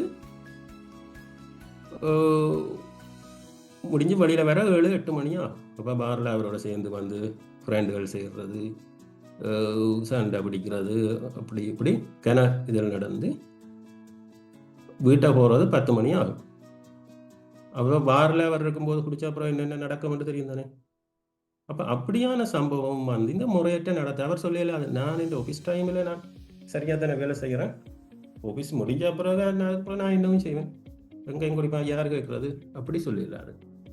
என்ன காரணம்னு சொன்னால், இப்போ அவர் போய் அங்கே நின்று குடிச்சு அவர் ஏதாவது ஒரு முறையற்ற நடவடிக்கையில் அல்லது ஒரு குழப்ப நடவடிக்கையில் ஈடுபடும் பொழுது இப்போ ஒரு அவர்கிட்ட பெயர் வந்து எக்ஸ்ன்னு சொல்லுவோம், எக்ஸ் அங்கே நின்று சண்டை பிடிக்கிறான்னு சொல்ல மாட்டார். இந்த யூனிவர்சிட்டியில் வேலை செய்கிற இவர், இந்த யூனிவர்சிட்டியில் இந்த பதவியில் வேலை செய்கிற அவர் ரெண்டு சொல்கிற பேர் தான் இப்போ இங்கே ரெண்டு என்றார். அப்போ அதன் மூலம் அந்த யூனிவர்சிட்டியின் நட்பெயருக்கு களங்கம் ஏற்படும். அந்த காரணத்தால் தான் இந்த குடிப்பழக்கம், அதாவது நீங்கள் நான் 4:30 பிறகுதானே போய் குடிக்கிறேன் என்று குடிக்கலாது பாரில் போய், அது கூட இந்த முறையற்ற நடத்தையில் தான் உள்ளடங்கும். விருப்பம் வேண்டாம் வீட்டை போய் யாருக்கும் தெரியாமல் குடிக்கலாம், அது பிரச்சனை இல்லை. ஆனால் பப்ளிக்கில் குடிக்கும்போது இந்த பதவி தான் உங்களோட நிறுவனத்தின் பெயர் தான் பாதிக்கப்படும். அந்த பாதிப்பால் அது வந்து முறையற்ற நடத்தை. அது மாதிரி பணி இருக்கும்போது அல்லது வெளியே ஒழுங்கற்ற முறையில் நடந்து கொள்வது, போதைப் பொருள் பயன்பாடு, பொது இடங்களில் ஒழுங்கற்ற முறையில் நடந்து கொள்வது, சமூகத்திற்கு பெயரை ஏற்படுத்தும் வகையில் நடந்து கொள்வது, இதெல்லாம் முறையற்ற நடத்தை கீழே கடமையில தொடர்பற்றதாக இருந்தாலும் இதுவும் ஒரு குற்ற இதாகத்தான் கருதப்படும். பொதுவில் அவமதிக்கப்படும் ஒழுக்கக்கேடான செயல்கள், சமூக விதிமுறைகளுக்கு அநாகரிகமாக செய்யப்படுதல், கடன்பட்டிருந்தால் இதில் சொல்றது சும்மா சாதாரணம் இல்லை, அளவுக்கு மீறியாம அதில் கடன்பட்டிருந்ததும் ஒரு முறையற்ற நடத்தை என்ற விதியிலான் பெற. உதாரணமாக நான் சொல்கிறேன். இப்போ ஒருத்தர் இருக்கிறார், அவருக்கு சம்பளம் வர்றது 25ஆம் தேதி வருது. 25ஆம் தேதி சம்பளம் வந்தால் அவருக்கு ஏற்கனவே பேங்கில் நிறைய லோன் எடுத்திருக்கிறார், அதுக்கு தவிர வேறு வெளியில் லோன் எல்லாம் என்று கழிச்சு ஒரு சிறிய தொகை தான் அவர் கையில் வரும். அது கூட அவருக்கு வேறு வேறு கடன்லாம் போகும். அப்போ அவருக்கு அந்த 25ஆம் தேதி சம்பளம் எடுத்தாங்கன்னா 25ஆம் தேதி பின்னேரமே அவர் எடுத்த சம்பளம் எல்லாம் முடிஞ்சிடும். அதே நேரம் இப்போ கடன் பட்டிருக்கிற நேரத்தில் அந்த கடன் கொடுத்தவனும் சம்பள நாளாண்டு வருவான், கேம்பஸுக்கு தேடி வருவான். அப்போ அதன் மூலமும் நிறுவனத்தின் ஒரு பாதிப்பு ஏற்படும். அது மட்டும் இல்லை, இப்போ இவ்வளவு கடன் பட்டிருக்கிறவர் ஒரு தன்னுடைய கடமையை சரியாக அவருக்கு அந்த கடன் சிக்கல் அதனால கடமையை செய்ய மாட்டார் என்றதுதான் அதில் சொல்லப்படுது. பொறுப்பற்ற தன்மை அல்லது பிற காரணங்களினால் ஏற்படும் கடன் இது நிறுவனத்தின் நற்பெயருக்கு சேதம் விளைவிக்கும். இப்போ நான் உங்களுக்கு ஒரு உதாரணம் சொல்கிறேன். ஒரு உண்மை சம்பவம். ஒரு பல்கலைக்கழகத்தில் ஒரு துறையில் அந்த துறையில் மேனேஜ்மெண்ட் அசிஸ்டன்ட் இருக்குது. அந்த துறை வந்து செக் அதுகள் கொடுக்குற ஒரு துறை, அதாவது கொடுப்பனவுகள் செய்கிற ஒரு துறை. அப்போ அந்த செக்கை வந்து செக்குக்கு பொறுப்பான மேனேஜ்மெண்ட் அசிஸ்டன்ட் என்ன செய்த அதை ஒரு நாளும் போய்க்குள்ள லாட்சிக்குள்ள பூட்டி வச்சுட்டு தான் போடுவாங்க. பூட்டி வச்சு போட்டு அந்த திறப்பங்கடா கண்டும் சொல்லிட்டு தான் போவா வரையாக்களை தப்பித்தவரை நான் இல்லை நேரத்தில் நான் லீவில் இருக்கிற நாளில் பாவிக்கிறதுக்குன்னு சொல்லி ஒரு ஆள்கிட்ட சொல்லிட்டு தான் போகிறான். அப்போ அந்த அவள் செக்கு லாட்சியில் பூட்டி வச்சாலும் அந்த லாட்சியின் திறப்பு அங்கே இருக்கின்றது எல்லாருக்கும் தெரியும், சரிதானே? அப்போ ஒரு நாள் அவள் வந்து லாட்சியில் வந்து செக்கை திறந்து பார்த்தா செக்கில் செக் புத்தகத்தில் இருந்து ஒரு செக், அதாவது ஒரு செக் இதழ்ன்னு சொல்கிறோம். ஒரு செக் வந்து புத்தகத்தில் இருக்கிற ஒரு பேப்பர் செக் வந்து காணையில், அதாவது செக்கில் அவள் சும்மா தட்டி கொண்டு பார்க்க அந்த நம்பரின் படி பார்க்க ஒரு செக் இதை வந்து யாரோ கிழிச்சு எடுத்துருக்கு. அப்போ உடனடியாக அவன் என்ன பயந்து போய் உடனடியாக தன் மேலதிகாரிக்கு போய் முறையிட்டா, இப்படி இந்த செக் புத்தகத்தில் ஒரு செக் இதை காணையில்லைன்னு சொல்லி. அப்போ செக் இதை காணையில்லைன்னு சொன்னாலும் அப்போ அவர் உடனடியாக தாண்டி பராதிப்பட்டு உடனடியாக பேங்குக்கு அறிவித்து இப்படி இந்த நம்பர் செக் வந்து இப்படி கேஷ் இருக்குதா மாற்றப்பட்டிருக்கான்னு பார்த்தா உடனடியாக அது பேங்கில் மாற்றப்படவே இல்லை. அப்போ உடனே என்ன செய்ய உடனடியாக அதுக்கு நிப்பாட்ட சொல்லி அதுக்கு ஸ்டாப் ஆர்டரோ அந்த செக் பே பண்ணான்னு சொல்லி உடனடியாக அவன் அந்த நடவடிக்கை எடுத்துட்டு எப்படி அந்த ஆஃபீஸில் இருக்கிற ஆகலான யாரோ ஒரு ஆள் எடுத்துட்டு இருக்கணும். உடனடியாக அந்த ஆஃபீஸில் இருக்கிற எல்லாரையும் கூப்பிட்டு விசாரிக்கிறார். எல்லாரும் உண்டா வச்சிருந்து யாரை சரி நீங்கள் எடுத்திருந்தா சொல்லுங்க என்று அவர் கேட்குறார். அப்போ ஒருத்தரும் தான் எடுக்கலைன்னு சொல்ல ஒரு ஊழியர் மட்டும் அந்த துறை தலைவரை நான் உங்களோட ரகசியமாக கதைக்கணும்னு சொல்லி கூட்டிக்கொண்டு போகிறார். இப்போ நான் சொல்கிறது வந்து உண்மையாக நடந்த சம்பவம். அப்போ அவரான் துறை தலைவரை கூட்டிக்கொண்டு போகிறேன், நான் அவங்களோட பர்சனலாக கதைக்கணும்னு சொல்லி கூட்டிக்கொண்டு போகிறேன். கூட்டிக்கொண்டு போய் அங்கே கொண்டு போய் சொல்கிறேன். அவர்கிட்ட பக்கெட்டுக்குள்ள அந்த செக் இருக்குது. அந்த செக்கை வந்து அவர்கிட்ட காட்டுறார் துறை தலைவருக்கு. அந்த ஊழியர், அவர் ஒரு மேனேஜ்மெண்ட் அசிஸ்டன்ட் ஊழியர், அவர் வந்து காட்டுறார் இப்படி துறை தலைவர்கிட்ட இந்த செக் நான் தான் எடுத்தேன் என்று காட்டுறார். அந்த செக்கில் அவர் என்ன செய்திருக்கிறார் என்றால் அவர்கிட்ட பெயரை எழுதி, அந்த மேனேஜ்மெண்ட் அசிஸ்டன்ட் தன் பெயரை எழுதி அதுக்கு ஒரு தொகையையும் எழுதி சைனும் பண்ணி ஒரு 5 லட்சம் வைப்போம், 5 லட்சம் எழுதி அவரே சைன் பண்ணி அதை அவர் பாக்கெட்லேயே வச்சிருக்கிறார். அதை மாற்ற இல்லை, பேங்கில் கொடுத்து மாற்றவும் இல்லை. அது ஏன் அவர் செய்தார் என்றால் அவர் வந்து சரியான கடனுக்கு மேலே கடன். அப்போ இந்த செக்கை காட்டி இன்னொருத்தர்கிட்ட கடன் பண்ணுறதுக்காண்டி, வேறு ஒரு கடன் கொடுக்குற ஆள்கிட்ட கடன் பண்ணுறதுக்காண்டி இந்த செக்கை காட்டி இப்படி எனக்கு இப்படி சாலை செக் இருக்குது, இந்த பேமெண்ட் இருக்குது, 5 லட்சம் ரூபாய்க்கு செக் இருக்குது, ஆனால் அதை இன்றைக்கு மாற்ற இல்லாத இப்படி ஒரு வேளை மேலே நான் மாற்றலாம், நான் ஒரு வேளை மேலே நான் தருவேன் என்று சொல்லி ஒரு குறிப்பிட்ட தொகையை அவர் கடனாக வாங்குறார். அதுவும் அந்த செக்கை அவர்கிட்ட கொடுத்து வாங்கல, செக்கை காட்டி. அப்போ அந்த கடன் கொடுக்குறவரும் அவருக்கு தெரியாத இதில் சைன் பண்ணியிருக்கிறது யார், அதை பற்றிய அறிவு அவருக்கு இல்லை. அவர் அந்த செக்கை பார்த்துட்டு அந்த கடனை கொடுக்குறார். அப்போ கொடுத்தால் இவர் அந்த செக்கை காட்டிட்டு கடனை பண்ணுறார். இவர் அப்போ இந்த செக்கை ஒருபோதும் மாற்ற போகிறது இல்லை, அந்த கடன் வேண்டுறதுக்காண்டி இதை காட்டுவதற்காண்டி தான் அந்த செக்கை எடுத்துக்கொண்டு போய் எழுதியிருக்கிறார். அப்போ அப்படியான ஒரு சந்தர்ப்பத்தில் அப்போ இப்படியான இது ஏற்பட்டது என்ன காரணம்? இந்த பொறுப்பற்ற தன்மை மற்றும் பிற காரணங்களால் ஏற்படும் கடனால தான் அவருக்கு அந்த ஒரு குற்றத்தை செய்ய தூண்டி இருக்கு. அப்போ அதனால தான் இதையும் அதுக்கு பிறகு அவருக்கு இன்கொயரி நடந்து இதாண்டு அவரை சேவையிலிருந்தே நீக்கியாச்சு, சரிதானே?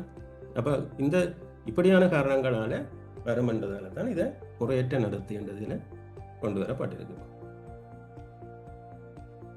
நிறுவனத்தின் நற்பெயருக்கு நேரடியாக அல்லது மறைமுகமாக செய்த விளைக்கும் எந்த ஒரு தனிப்பட்ட செயலும். அடுத்தது இருக்கு ஒழுக்கமின்மை. எக்ஸ்கியூஸ் மீ, அந்த சிங்கள மீடியத்துல இது போகல சொன்னாங்க அப்படின்னா அந்த தான் செய்த தவற அவர் உணர்ந்துட்டா பிறகு அதுக்கங்கால அந்த ஃபார்மல் இன்வெஸ்டிகேஷன் போகாதுண்டு, அதோட ஸ்டாப் ஆகும்ண்டு. அப்ப இவர் வேலையிலேருந்து நீக்குனா அது எப்படி சார்? அது இப்ப இவர் தான் செய்ததுன்னு ஒப்புக்கொண்டு தானே இருக்கிறார்.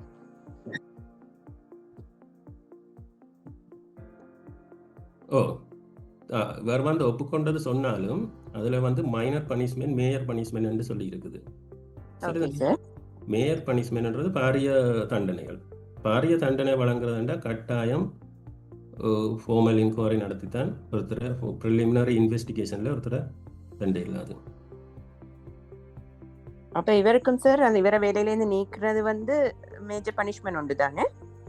வேலையில நீக்கிறது அதான உயர்ந்தபட்ச தண்டனை. ஓ, அப்ப இவர் சார் அந்த அக்செப்ட் பண்ணித்தானே இருக்கிறார். அப்ப அதுக்கு ஒன்றும் கொடுக்க மாட்டாங்களா? மன்னிப்பா? ஓ, மன்னிப்பு மாதிரி அப்படி கொடுக்க மாட்டாங்க. வார்ன் பண்ணி குற்றம் செய்தால் மன்னிக்கக்கூடிய குற்றங்கள் என்று சொல்லி இருக்குது, மன்னிக்க முடியாத குற்றங்கள் என்று சொல்லி இருக்குது. இது இவர் முறையற்ற நடத்தை இருக்குது, ஒழுக்கமின்மை இருக்குது, கனவு குற்றங்கள் இது இருக்குது, நிதி சம்பந்தம். அப்ப அப்படியான அப்படியுமே இந்த பனிஷ்மெண்ட் கொடுப்பாங்களே, இந்த வேலையில இருந்து அதிகபட்சமா நீக்குவாங்களா? சரி, அடுத்ததா ஒழுக்கமின்மை. அது டிசிப்ளின், இன்டிசிப்ளின். டிசிப்ளின் என்ற ஒழுக்கம், டிசிப்ளின் இன்டிசிப்ளின் என்ற ஒழுக்கமின்மை. பணிக்கு வர தவறுத, அனுமதியின்றி பணிக்கு வராமல் இருப்பது, சரியான நேரத்தில் பணிக்கு வராமல் இருப்பது, உத்தரவுகளை நிறைவேற்றாமல் இருப்பது, உயர் அதிகாரிகளின் உத்தரவுகளை நிறைவேற்றாமல் இருப்பது, இப்படி இது லிஸ்ட் பண்ணி இருக்குது. இதை ஒழுக்கமின்மை என்று சொல்றது. இப்போ சில இதுகள் இதில் 8 வகையான குற்றங்கள் இருந்தாலும் சில வேளையில் ஒரு சில இதுகள் 2-3 கேட்டகரிகளையும் வரும். இப்போ இந்த பணிக்கு வர தவறுதல் அது அனுமதியின்றி பணிக்கு வராமல் ஒழுக்கமின்மை கீழையும் வரும், இம்ப்ராப்பர் கண்டக்ட் கீழையும் வரும். அப்படி ஒரு குற்றமே 2-3 ஒரு சம்பவமே 2-3 குற்ற தலைப்பு கீழே வரக்கூடிய மாதிரியும் இருக்கும்.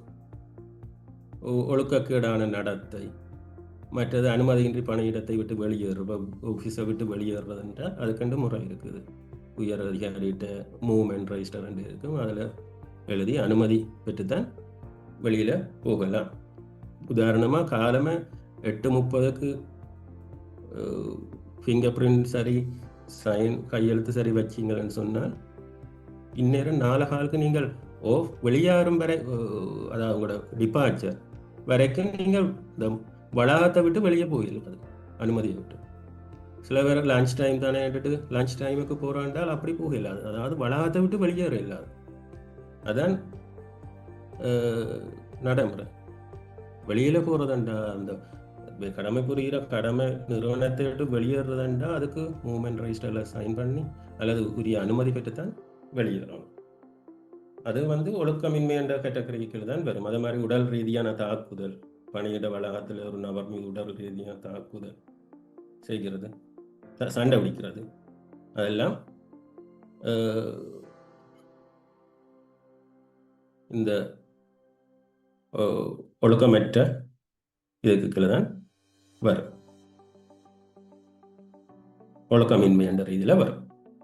அடுத்ததாக இருக்குது கருத்து திருட்டு, பிளாஜியரிசம் என்று சொல்றது. இது புதிதாக அறிமுகப்படுத்தப்பட்டது. இது பொதுவாக கல்விசார், அதாவது ஆசிரியர்களுக்கு தான் இது அநேகம் வரும். இந்த இது என்னென்னா வேறொருத்தற்ற ஆய்வு, ரிசர்ச், யோசனை, கட்டுரைகள் அதில் தங்களோட பேரை போட்டு பப்ளிஷ் பண்ணுறது, அப்படி செய்கிறது. இது கருத்து திருட்டு, ஒருத்தட்ட கருத்தை தண்ட கருத்தாக முன்வைக்கிறது. இப்போ ரிசர்ச் பேப்பர் ஒன்று சப்மிட் பண்ணுவது வேற ஒருத்தர் ஏற்கனவே செய்த ஒன்று எடுத்து பப்ளிஷ் பண்ணுறது, அது இந்த குற்றத்துக்கு கீழே வரும், புதிதாக அறிமுகப்படுத்தப்பட்ட இந்த இது. அதே மாதிரி ஊழல், கரப்ஷன், சட்டவிரோத பண இழப்பு, சொத்து சம்பந்தப்பட்ட நடவடிக்கைகள், இது ஊழல் என்ற ரீதியில் வரும். ஊழல்ன்றது சில வழியில் அதன் மூலம் அவர் ஒருத்தர் நன்மையை பெறலாம், நன்மையை பெறாமலும் விடலாம். உதாரணமாக ஒரு பீடாதிபதிக்கு இவ்வளவு ஃபுவல் அலவன்ஸ் என்று சொல்லி இருக்கு, அதாவது எரிபொருள் கொடுப்பனவு அளவு இருக்குது. அவரை வந்து விரும்பினால் ஒன்று அதுக்குரிய எரிபொருளுக்குரிய கொடுப்பனவை பெற்றுக்கொள்ளலாம், அல்லது பல்கலைக்கழகத்தின் வாகனத்தை பாவிக்கலாம். எரிபொருளுக்கும் பல்கலைக்கழகத்திலிருந்து அந்த லிமிட்டுக்கு அடிக்கும் பெட்ரோல் சரி, டீசல் சரி. உதாரணமாக ஒரு 50,000 என்று வைப்போம். அவருக்கு ஒரு வீடாதிபதிக்கு தனிப்பட்ட வாகனத்துக்கு 50,000 ரூபா தான் ஒரு மாதத்துக்கு பெட்ரோல் கொடுப்பனவு. அப்போ யூனிவர்சிட்டி இந்த ரெஜிஸ்டர் பண்ண பெட்ரோல் செட் மூலமாக தான் அந்த பெட்ரோல் அடிபட்டு கொண்டு இருக்குது. அப்படி அடிச்சு கொண்டு போய்க்க இந்த ஒரு மாதத்தில், குறிப்பிட்ட மாதத்தில் 50,000க்கு பதிலாக 60,000 வரைக்கும் போயிடுது. ஆனால் அது டீனுக்கு பீடாதிபதிக்கும் தெரியாது, கொடுத்த சப்ஜெக்ட் கிளாக்குக்கும் தெரியாது. அது டிரான்ஸ்போர்ட்டில் இருக்க ஒரு குறிப்பிட்ட மாதத்தில் 60,000க்கு அடிபட்டு இருக்குது. அப்போ இந்த 10,000 ரூபா மேலதிகமாக அப்போ டீன் வந்து அவராக கேட்டு வாங்கல, இப்போ அடிக்க 10,000 போயிடுது. அப்போ இதில் வந்து ஊழல் என்ற ரீதியில் அந்த 10,000 ரூபா மேலதிகமாக அடித்த அந்த சப்ஜெக்டில் மற்றது அந்த துறைக்கு பொறுப்பான ஏஆர் சரி, எஸ்ஐஆர் சரி, அவர் எல்லாரும் இந்த ஊழல் குற்றச்சாட்டுகளை வருவினோம். இதாவது அவர் அதன் மூலம் எந்த விதமான நன்மை பெறவில்லை, ஆனால் வேறு ஒருத்தர் அதன் மூலம் நன்மையாக பெறுவதன் மூலம் நிறுவனத்துக்கு நட்டத்தை ஏற்படுத்திக்கணும். அதே மாதிரி இப்போ ஒரு ஊழியர் சில வழியில் இப்போ ஒரு கான்ட்ராக்டர் இன்றைக்கு செக் எடுத்தால் அவங்களுக்கு நேரமாக டீ ஒன்று குடிப்போம், அல்லது வேறு இப்போ டீ ஒன்று குடித்து வடை ஒன்று சாப்பிடும் என்று வேண்டி கொடுத்தா அதன் மூலம் நிறுவனத்துக்கு எந்த நட்டமும் இல்லை, ஆனால் அவர் நன்மையை பெறுவார். அதுவும் ஊழல் என்ற ரீதியில் குற்றச்சாட்டுகளை வரலாம். இதுதான் இந்த 7 வகையான குற்றங்கள். கட்டாயமாக இந்த 7 கேள்விக்கு வரலாம், சில வழியில் வராமல் விடலாம். நீங்கள் இந்த 7ஐயும் மாற்றி நீங்கள் எழுதும்போது எழுதிட்டு அதுக்குரிய ஆங்கில சொல்லையும் எழுதினீங்கன்னா இன்னும் நல்லா இருக்கும். என்னென்னா சரியாக விளக்கமாக இருக்கிற மாதிரி இது ஆங்கில சொல்லும் பெரிய சொல்லுகள் என்று இல்லை. Inefficiency, incompetence, negligence, lack of integrity, improper conduct, indiscipline, plagiarism, corruption.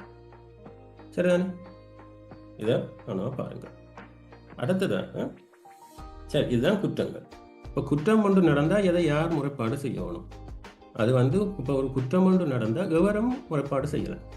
அதாவது அந்த நிறுவனத்தில் இருக்கிற எவரும் அவர் அதை குற்றத்தை ஆணைக்குழு அல்லது உயர்கல்வி நிறுவனத்தில் ஒவ்வொரு பணியாளரும் மற்றொரு ஊழியர் ஒழுக்காற்று குற்றத்தை செய்துள்ளார் என்பதை அறிந்தவுடன் அந்த விஷயத்தை உடனடியாக தனது மேலதிகாரியிடம் தெரிவிக்க கடமைப்பட்டுள்ளார். சரிதானே? இப்போ ஒரு பிரான்ச்சில், ஒரு டிவிஷனில் ஒரு ஏஆர் இருக்கிறார்.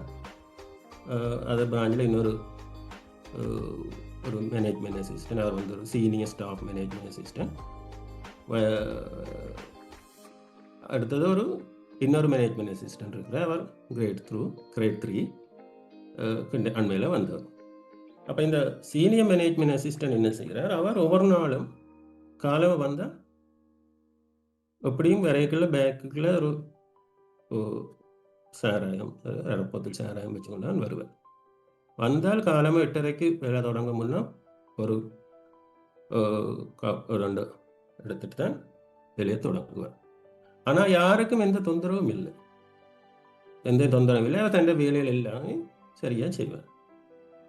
இப்போ இது வந்து அங்கே இருக்கிற ஏஆருக்கு தெரியும், ஆனால் தெரிஞ்சும் அவர் அதை தெரியாத மாதிரி என்றிருக்கிற. என்ன காரணம்? அந்த ஏஆர் வந்து புதுசாக வந்த ஒரு ஏஆர், அப்போ அவருக்கு அந்த துறையில் சகல விடயங்களும் தெரியாது. ஏதாவது என்னென்ன இது எப்படி செய்யணுன்றதை பற்றிய புதிதாக வந்தபடியாக அந்த சீனியர் ஸ்டாஃப் மேனேஜ்மெண்ட் அசிஸ்டன்ட் அவர் 20-25 வருஷமாக அந்த துறையிலேயே இருக்கிறார். அப்போ அவருக்கு அந்த இதில் இருக்கிற சகல இதுகளும் எல்லாம் அத்துப்படி, அதாவது இன்னத்துக்கு என்ன செய்யணும், எது எப்படி செய்யணும் எல்லாம். அப்போ அந்த உதவியெல்லாம் இவர் வந்து அவர்லாம் தங்கி இருக்கார். அப்போ ஆன காரணத்தால் அவர் அதை கண்டும் காணாமல் இருக்கிறார். சரிதானே? அப்போ அந்த கிரேட் 2 அந்த புதுசாக வந்த மேனேஜ்மெண்ட் இருக்குது, அது அவ்வளவு பெருசாக விருப்பம் இல்லை. அப்போ அவர் போய் ஏஆர்கிட்ட போய் சொல்கிறார், இப்படி இவர் இப்படி இதுன்றார். அப்போ ஏஆர் சொல்கிறாரு, சரி சரி பரவாயில்ல, அந்த இன்னொரு ஒரு வருஷத்தில் ரிட்டையர் ஆக போகுதானே, பிரச்சனை இல்லை, விசா விடுவோம் என்று சொல்கிறேன். அப்படி அவர் சொல்ல இல்லாது. இப்போ இந்த மேனேஜ்மெண்ட் அசிஸ்டன்ட் கிரேட் 3 தன் மேலதிகாரிகிட்ட போய் புகார் அளித்தால் உடனடியாக அவர் அதை தாமதமின்றி பொருத்தமான அதிகாரிகிட்ட முறையீடு செய்ய வேணும். அப்படி செய்யாவிட்டால் அது கூட குற்றமாக தான் கருதப்படும். அப்போ உடனடியாக அவர் தனது மேலதிகாரி பதிவாளர்களாக துணைவேந்தருக்கு முறைப்பாடு செய்ய வேண்டும். அதாவது கிடைத்த முறைப்பாட்டை அவர் வச்சு கொண்டிருக்க இல்லாது உடனடியாக அவர் அடுத்த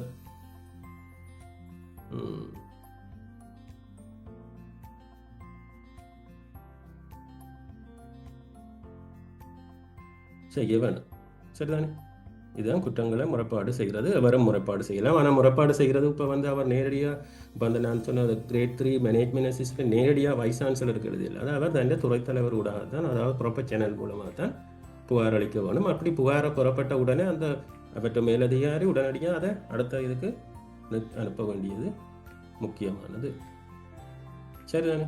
அதே மாதிரி குற்றத்தின் தன்மையை கொண்டு பதவி, பணிமூப்பு ஆகியவற்றை கருத்தில் கொண்டு அதை செய்த நபரின் நிலை, பணிமூப்பு மற்றும் அனுபவம் குற்றத்துடன் தொடர்புடைய காரணம் கருத்தில் கொண்டு தீர்மானிக்கணும்.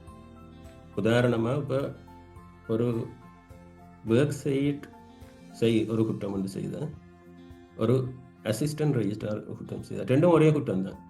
ரெண்டையும் ஒரே விதத்தில் தீவிரத்தோடு நோக்க முடியாது. உதாரணமாக இப்போ ஒரு ஒர்க் சைட் ஆஃபீஸ் முடிஞ்சு போய்க்குள்ள ஒரு ஃபோட்டோ காப்பி பேப்பர் உண்டு, பேக்கு தூக்கி வச்சு கொண்டு போகும்போது அதே மாதிரி ஒரு ஏஆரும் ஃபோட்டோ காப்பி பேப்பர் பேக்கு தூக்கி வச்சு கொண்டு போகிறேன். அப்படி தூக்கி வச்சு கொண்டு போனால் ரெண்டும் ஒரே குற்றம் தான். ரெண்டும் ஒரே தீவிரத்துடன் கருத முடியாது. ரெண்டுக்கும் ஒரே விதமான தண்டனை கொடுக்க முடியாது. ஒர்க் செய்த குற்றத்துக்கு உரிய தண்டனை இல்லை, ஏஆர் செய்ததுக்கு கொடுக்க வேண்டிய தண்டனை. அவையவைன்ற பதவி நிலைக்கு ஏற்ற மாதிரி இந்த தண்டனை மாறுபடும். அதே மாதிரி ஒரே குற்றத்தை மீண்டும் மீண்டும் செய்தால், இந்த முறை ஒரு பேப்பர் ரீமெண்ட் எடுத்து அடுத்த முறை போய்க்க ஒரு டோனர் எடுத்து கொண்டு போகிறேன். அப்போ அந்த குற்றத்துக்குரிய தண்டனை அடுத்த இது அதிகரித்தான் தான் கருதப்படும் குற்றத்தின் தீவிரம். சரிதானே? இப்போ இதுதான் குற்றத்தின். அடுத்ததான் இந்த தண்டனைகள். இந்த குற்றங்களுக்கு என்ன தண்டனைகள் வழங்குறதுன்றது அதுவும் வகைப்படுத்தப்பட்டிருக்கு இந்த கோர்ட்டில். அந்த தண்டனை 2 வகையாக வகைப்படுத்தப்பட்டிருக்கு. ஒன்று சிறிய தண்டனைகள், அதாவது மைனர் பனிஷ்மெண்ட் சொல்கிறது. 2வது பாரிய தண்டனைகள், மேஜர் பனிஷ்மெண்ட். இப்போ சிறிய தண்டனைகள் என்று சொல்லியிருக்க சிறிய குற்றங்களுக்காக பணியாளர் வேலையை இழக்காமல் அவரை திருத்தம் செய்கிறதுக்காண்டி, அவரை திருந்த வைக்கிறதுக்கான வாய்ப்பை வழங்குறதுக்காண்டி தான் இந்த மைனர் பனிஷ்மெண்ட் வழங்கப்படுது. அதே மாதிரி மேஜர் பனிஷ்மெண்ட் என்று சொன்னால் அது கடுமையானதாக இருக்கும். ஒருவரை வேலையை விட்டு நீக்கிறதுலேருந்து சம்பளம், வேலை, பணி நீக்கம், கட்டாய ஓய்வு போன்ற தண்டனைகள் வழங்கப்படும். பணி நீக்கம் என்று அவரை முட்டாணிக்க கட்டாய ஓய்வு என்று சொன்னால், இப்போ கட்டாய ஓய்வு என்ன இதில் வழங்குறேன்னு சொன்னால், இப்போ ஒருத்தர் கடுமையான குற்றம் செய்திருக்கிறார், அவரை எப்படியும் பணி நீக்க வேணும். ஆனால் அவருக்கு ஒரு சலுகை காட்டி, அவர் இவ்வளவு செய்த சேவையை காட்டி, சேவையை கருத்தில் கொண்டு அவரை ஓய்வு பெற்று செல்ல சொல்லணும். அதன் மூலம் அவருக்கு அந்த பணி நீக்கத்தால் வர்ற பாதிப்புகள் வராது. அப்படியான சந்தர்ப்பத்தில் இப்போ அவர் பணி நீக்கத்தான் வேண்டிய குற்றம் செய்திருக்கிறார், ஆனால் அவற்றை சிரேஷ்ட இது எல்லாத்தையும் கருத்தில் கொண்டு கட்டாய ஓய்வு பெற்று சொல்லி அப்படி தண்டனை வழங்கப்படலாம். அப்போ சிறிய தண்டனைகள் என்று சொல்லியிருக்கல, எச்சரிக்கை, கடுமையான எச்சரிக்கை. இது தண்டனை இல்லை என்று தான் கோர்ட்டில் ஒரு இடத்துல குறிப்பிடப்படுது. Warning is not a punishment என்று தான் குறிப்பிடப்படுது.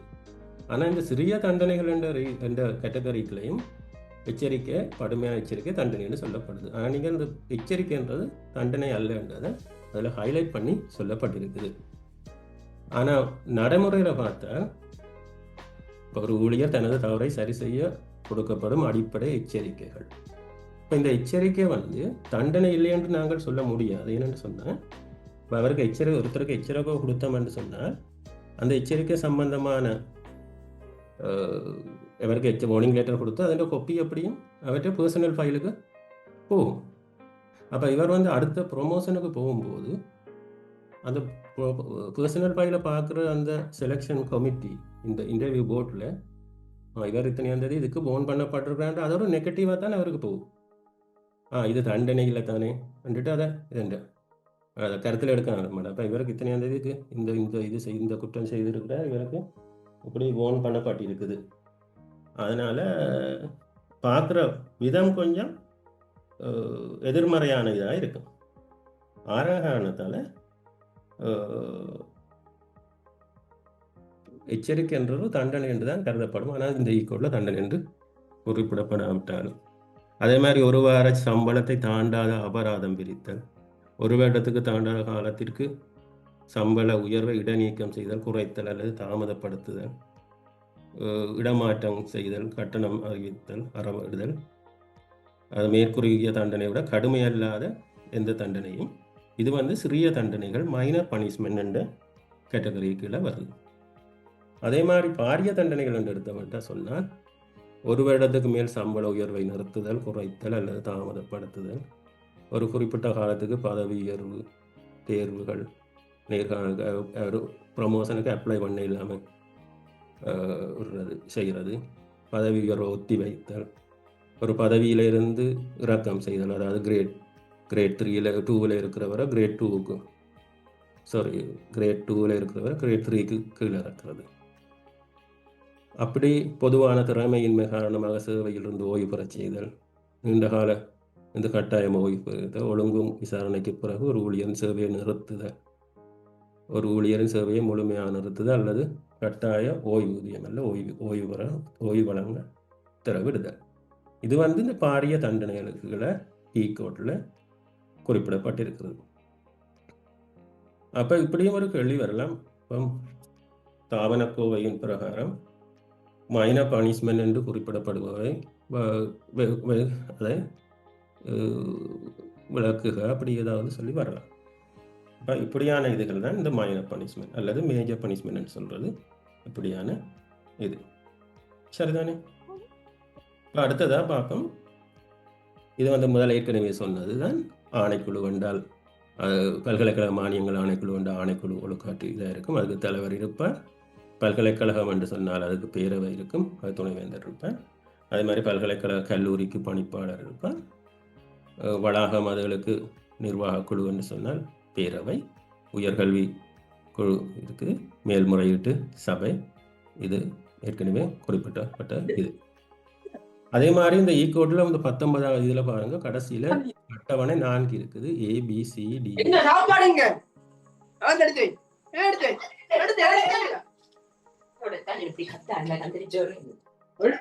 ஃபைரூஸ் மைக் ஆஃப் பண்ண நல்ல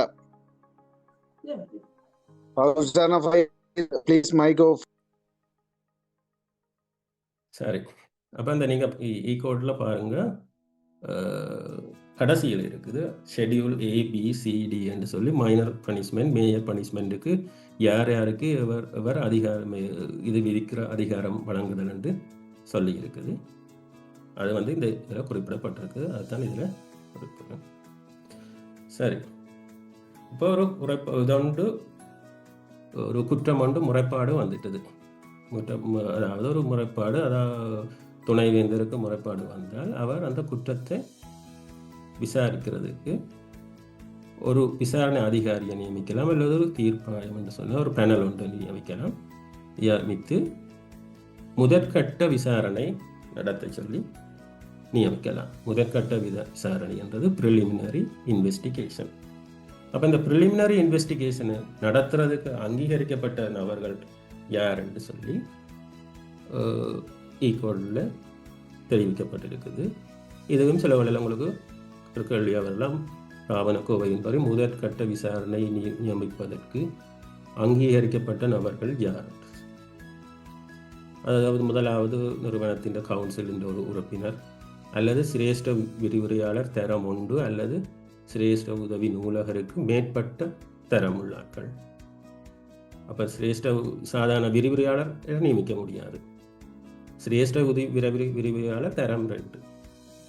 மற்றது ஆணைக்குழு உயர்கல்வி நிறுவனத்தில் நிறைவேற்று தரத்தில் உள்ள அதிகாரிகள், அதாவது எக்ஸிக்யூட்டிவ் ஆஃபீஸர்ஸ்.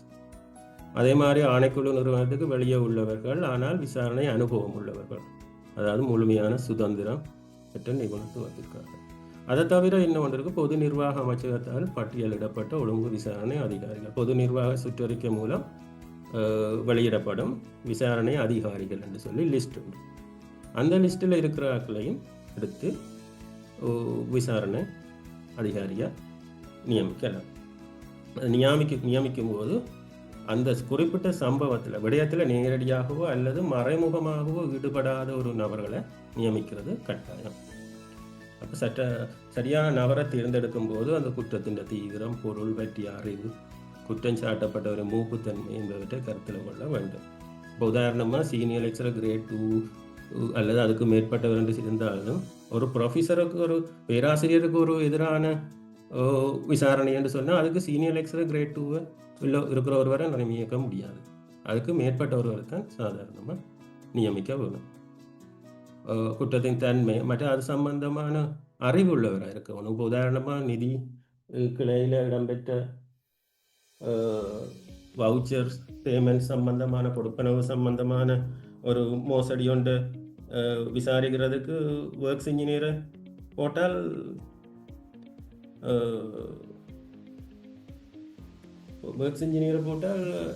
அவரால் முறைப்படி அதை நியமிக்கணும். அப்போ அது சம்பந்தமாக விசாரிக்கிறேன்ட்டு அது சம்பந்தமான அறிவை கொண்டு ஒரு ஆளை தான் நியமிக்கணும். அப்போ நியமிக்கும் போது பொருத்தமான நபரை நியமிக்கணும், அது சம்பந்தமான அறிவுள்ள நபரான்னு சொல்லி. அதே மாதிரி சிறிய குற்றங்களுக்கு சிறிய தண்டனைக்கு, உதாரணமாக நிர்வாக தரங்களுக்கு கீழே உள்ள ஊழியர்களுக்கு சிறிய குற்றங்கள் ஒன்று செய்யும் பொழுது, சரிதானே? இப்போ உதாரணமாக பார்ப்போம்,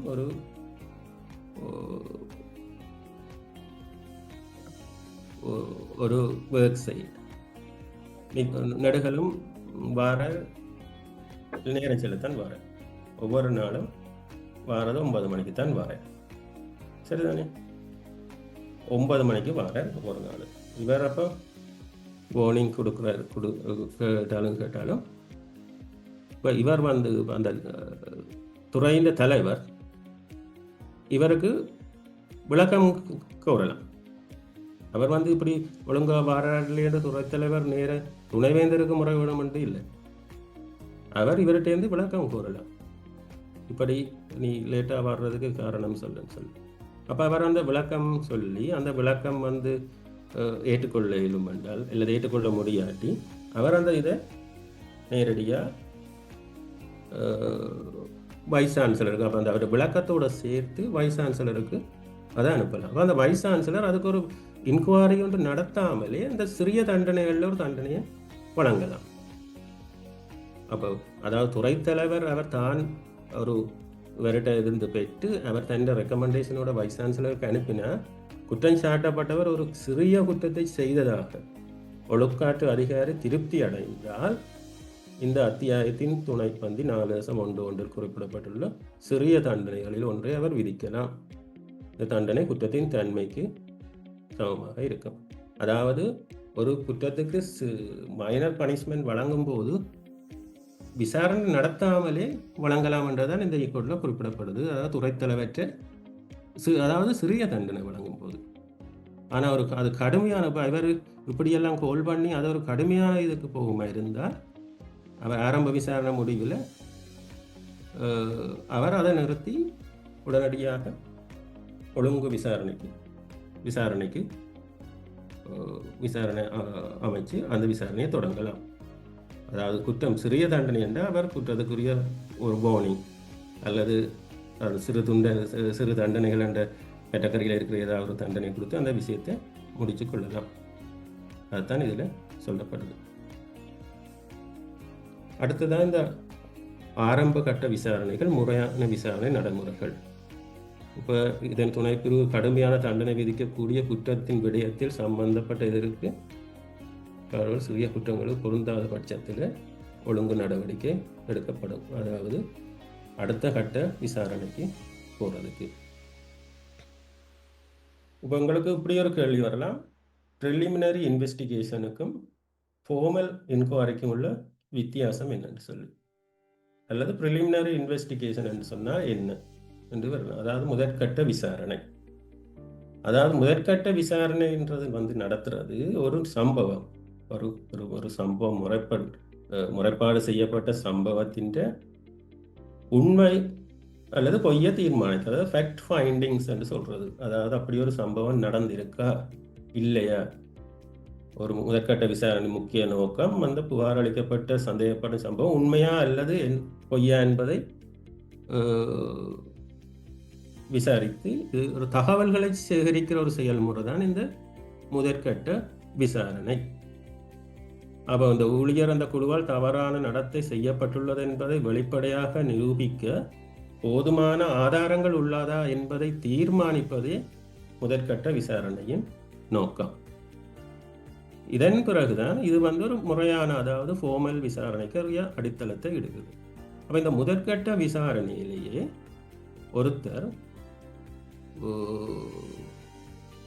குற்றவாளி என்று காணப்பட்டால் அவருக்கு மைனர் பனிஷ்மெண்ட் கொடுக்குவது என்றால் அங்கால ஃபார்மல் இன்கொயரிக்கு போக வேண்டிய அவசியம் இல்லை. முதற்கட்ட விசாரணை மூலமே அதாவது அவர் செய்த குற்றம் உறுதிப்படுத்தப்பட்டிருந்தால் அவருக்கு முதற்கட்ட விசாரணையோடைய அவர் கொடுத்து பயில முடிக்கலாம். அதான் இந்த முதற்கட்ட விசாரணையின் படிமுறைகள். முதல்ல அறிக்கைகளை பதிவு செய்யணும், பதிவு செய்கிற ஆவணங்களை ஆய்வு செய்ய வேணும். அதுக்கு பிறகு முதற்கட்ட விசாரணையை மேற்கொள்ளும் போது சம்பந்தப்பட்ட தரப்பினரிடம் இந்த அறிக்கைகளை பதிவு செய்ய வேண்டும். மேலும் சம்பவம் தொடர்பான பதிவுகள் மற்றும் ஆவணங்களை ஆய்வு செய்து அறிக்கை செய்ய வேண்டும். தேவையான ஆவணங்கள் மற்றும் பொருட்களை அவன் கஸ்டடியில் எடுக்கலாம். விசாரணையுடன் தொடர்புடைய எந்த ஒரு ஆவணம் பொருளையும் தேவைப்பட்டால் விசாரணை அதிகாரி எடுத்துக்கொள்ளலாம்.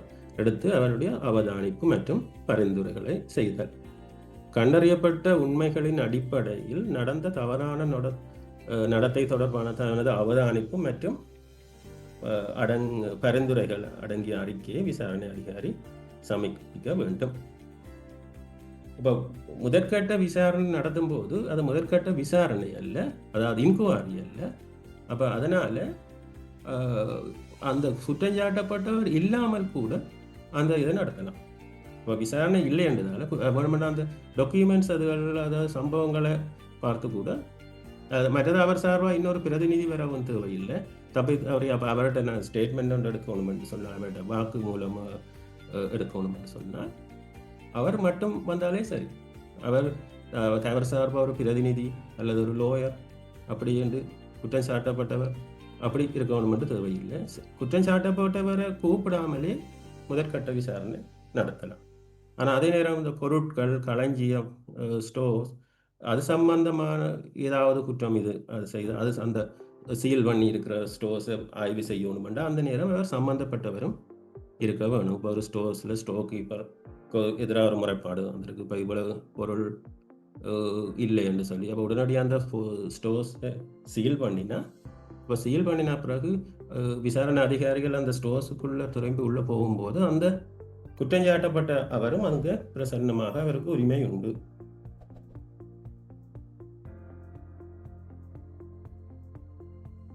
அப்போ இந்த முதற்கட்ட அறிக்கையை குறைந்த தாமதத்துடன் சமர்ப்பிக்கணும், அதாவது கூடிய அளவு விரைவாக சமர்ப்பிக்கணும் என்று தான் சொல்லுது. என்ன காரணம் என்று சொன்னால், அப்போ அதுக்குரிய சாட்சிகள் எல்லாம் மறைஞ்சு போயிடும், சாட்சிகள் இல்லாமல் செய்யப்படும். அதனால கூடிய விரைவில் மிக விரைவாக முதற்கட்ட விசாரணையை நடத்தி அறிக்கையை சமர்ப்பிக்க வேண்டும். அதுக்கு பிறகு இப்போ முதற்கட்ட விசாரணைக்கு ஒருத்தருக்கு எதிராக குற்றஞ்சாட்டப்பட்டிருக்கும் போது இப்போ அவரை முதற்கட்ட விசாரணை அதிகாரி விசாரணைக்கு அழைக்கிறார். விசாரணை என்று அவர் ஒரு வாக்கு மூலம் வழங்க சொல்லி ஸ்டேட்மெண்ட் ஒன்று தர சொல்லி அழைக்கிறார். அப்போ அவர் அப்படி வர்றவர் இவர் கேட்குற கேள்விகள் சரி எல்லாத்துக்கும் பதில் சொல்லுவாங்க. அதுக்கு பதில் சொல்லாமல் மறுக்கிறதே அது இன்னொரு குற்றமாக கருதப்படும்.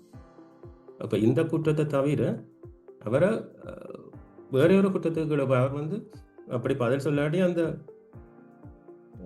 விசாரணை அதிகாரி தன் ஒழுக்காற்று அவரை நியமித்த ஒழுக்காற்று அதிகாரிக்கு தெரிவிக்கணும். அப்படி தெரிவித்தா அதை பேஸ் பண்ணி அவருக்கு இன்னும் ஒரு குற்றம் ஒன்று சாட்டி அவருக்கு அதுக்கும் வேறொரு விசாரணை ஒன்று தொடங்கலாம். அப்போ அவர் வந்து கேட்குற கேள்விகள் அதாவது இதுக்கு ஒத்துழைக்க வேண்டும் என்று தான் தெரியுது. அப்போ இந்த விசாரணை நடந்து குற்றஞ்சாட்டப்பட்ட ஊழியர் எந்த ஒரு தவறான நடத்தையும் ஒப்புக்கொள்ளவில்லை என்றால், இப்போ அவர் வந்து தான் செய்யவில்லை என்று ஏற்றுக்கொள்ளாவிட்டால் விசாரணை இறுதி வரை கொண்டு செல்ல வேண்டும். சம்பந்தம் சரிதானே? அப்போ அவர் வந்து குற்றத்தை ஏற்றுக்கொள்ளவில்லை என்றாலும் விசாரணை தொடர்ந்து போக வேண்டும். அதுக்கு பிறகு குற்றம் சாட்டப்பட்ட ஊழியர் அல்லது ஊழியர்கள் மீது ஒழுங்கு நடவடிக்கை எடுக்க முதற்கட்ட விசாரணையின் முடிவில் போதுமான உண்மைகள் வெளிப்படுத்தப்பட்டிருந்தால், அதாவது நடந்த இதன் மூலம் இவர் உண்மையில இந்த குற்றத்தை செய்திருக்கிறார் தான் என்று உறுதிப்படுத்தப்பட்டால், அடுத்ததாக அந்த முதற்கட்ட விசாரணை நடத்துகிறவர் தன் அறிக்கையோட அதுக்குரிய சார்ஜ் ஷீட்னு சொல்றது குற்றப்பத்திரிகையையும் சமர்ப்பிக்க வேண்டும். சரிதானே? இந்த குற்றப்பத்திரிகை அதான் டிராஃப்ட் சார்ஜ் ஷீட்னு சொல்லி, இந்த சார்ஜ் ஷீட்டின் ஃபார்மட் வந்து இந்த கோட்ல கடைசி பக்கத்தில் இருக்குது. கடைசி செக்ஷன் 19வது அத்தியாயத்தில் இல்லை, எல்லாம் கடைசியில் ஒவ்வொரு இதுக்கும் ஃபார்மட் இருக்குது. அப்பாயின்மெண்ட் லெட்டர் எப்படி இருக்கணும், இன்க்ரிமெண்ட் ஃபார்ம் எப்படி இருக்கணும், ஓவர் டைம் ஃபார்ம் எப்படி இருக்கணும், ஒவ்வொன்றுக்கும் ஒவ்வொரு ஃபார்மட் இருக்குது. அதே மாதிரி இந்த குற்றப்பத்திரிகைக்கும் ஒரு ஃபார்மட் இருக்குது. அந்த ஃபார்மட்டையும் நீங்கள் பார்த்துக்கொள்ளுங்க. என்னென்னா சில வேளையில் ஒரு குற்றப்பத்திரிகை ஒன்று தயாரிக்க சொல்லியும் வரலாம். அப்போ அதில் என்னென்ன உள்ளடங்க வேணும் என்ற விஷயம் அந்த குற்றப்பத்திரிகையில் இருக்குது. அப்போ அதை பார்த்துக்கொள்ளுங்க. அப்போ குற்றப்பத்திரிகையோட அவர் அறிக்கையை சமர்ப்பிக்க வேணும். அப்போ அறிக்கையை சமர்ப்பித்த பிறகு முதற்கட்ட விசாரணையின் முடிவில் முதற்கட்ட விசாரணையை நடத்திய அதிகாரி வழங்கிய அறிக்கைகளை தொடர்புடைய ஆவணங்களுடன் சேர்த்து பெறுவது முதற்கட்ட விசாரணைக்கு உத்தரவிட்ட ஒழுக்காற்று அதிகாரியின் பொறுப்பாகும். ஒழுக்காற்று அதிகாரி என்று சொல்றது துணைவேந்தர். அப்போ துணைவேந்தர் முதற்கட்ட விசாரணை நடத்தினவர்கிட்ட அந்த அறிக்கை மற்றும் தொடர்புடைய ஆவணங்களை பெற்றுக்கொள்ள வேண்டும். இப்போ இதற்காக இப்போ அவர் அதை எடுத்து ஆளுங்குழுவின் செயலாளர் அல்லது வேறு பொருத்தமான அதிகாரிக்கு, உதாரணமாக செயலாளர் பதிவாளருக்கு சொல்லலாம். இந்த டாக்குமெண்ட்ஸில் அவற்றை கஸ்டடியில் வச்சிருக்க சொல்லி. அப்போ அதே மாதிரி இந்த ரகசியத்தன்மையை அவர் பாதுகாக்க வேணும். ஒழுக்காற்று அதிகாரி இப்போ ரிப்போர்ட் வந்தால் பிறகு அந்த ரிப்போர்ட்டில் இருக்கிற விஷயத்தை தன் சம்மந்தப்பட்ட ஆளுக்கோ அல்லது வேறு யாருக்கோ இது இப்படி வந்திருக்குது, இப்போ இவருக்கு இப்படி வந்திருக்கு அப்படி சொல்ல இயலாது. அதை வந்து ரகசியத்தன்மையை பேண வேண்டும் ஒழுக்காற்று அதிகாரி. ஒழுக்காற்று அதிகாரி இருந்தாலும் அவர் அதை பார்த்துட்டு வேறு இடத்திற்கு சொல்ல இயலாது. சரிதானே? அப்போ இந்த முதற்கட்ட விசாரணை நடத்தும் போது 2 விஷயம் இருக்கும். ஒன்றில் அவர் தவறான நடவடிக்கை செய்திருக்கிறார் என்று உறுதிப்படுத்தப்படும், கண்டறியப்படும், அல்லது அவர் செய்யவில்லை என்றது அனுபவம். அப்படி ஒரு தவறான நடத்தை கண்டறியப்படாத போது முதற்கட்ட விசாரணையில் அப்படி ஒன்று நடக்கலை என்று சொன்னால் அதோட விசாரணையை உடனடியாக நிறுத்தி அதை ஃபைல் பண்ணி அந்த ஊழியர் அனைத்து குற்றச்சாட்டுகளிலிருந்தும் விடுபடுவார். முதற்கட்ட விசாரணையிலேயே அவரை விடுவிக்க முடியும். 2வது, அப்படி ஒன்று நடைபெற்றிருக்கு என்று கண்டறிந்தால் அந்த ஒழுக்காற்று அதிகாரி அறிக்கைகள் மற்றும் ஆவணங்களை முழுமையாக ஆய்வு செய்த பிறகு ஆரம்பகட்ட விசாரணை அதிகாரி வழங்கிய குற்றப்பத்திரிகை மற்றும் அறிக்கையை அப்படியே ஏற்றுக்கொள்ள முடியும், அல்லது அதில் மாற்றங்கள் செய்யவும் முடியும். சரிதானே? குற்றப்பத்திரிகையில வரைவு அல்லது அறிக்கையில சான்றுகள் திருத்தலாம். அந்த அதிகாரம் அவருக்கு இருக்கு.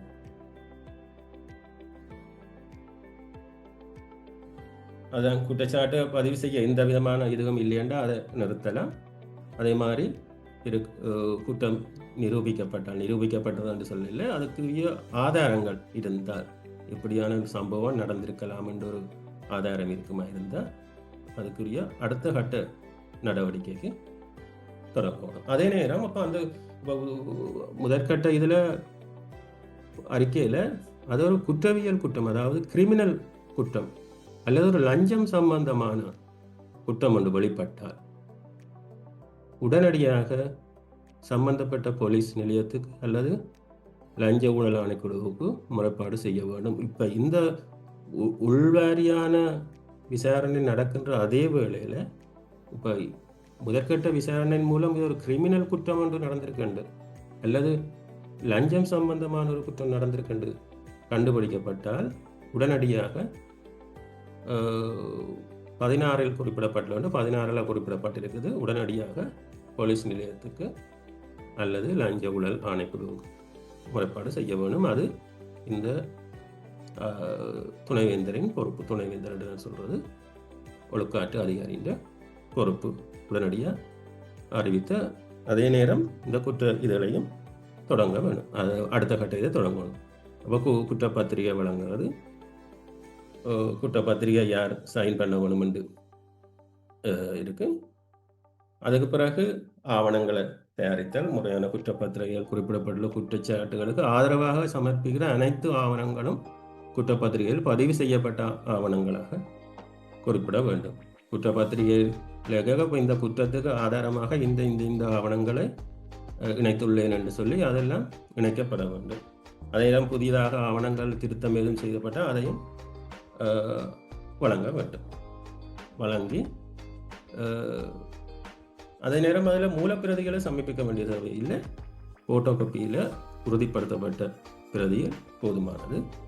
அதில் இணைத்து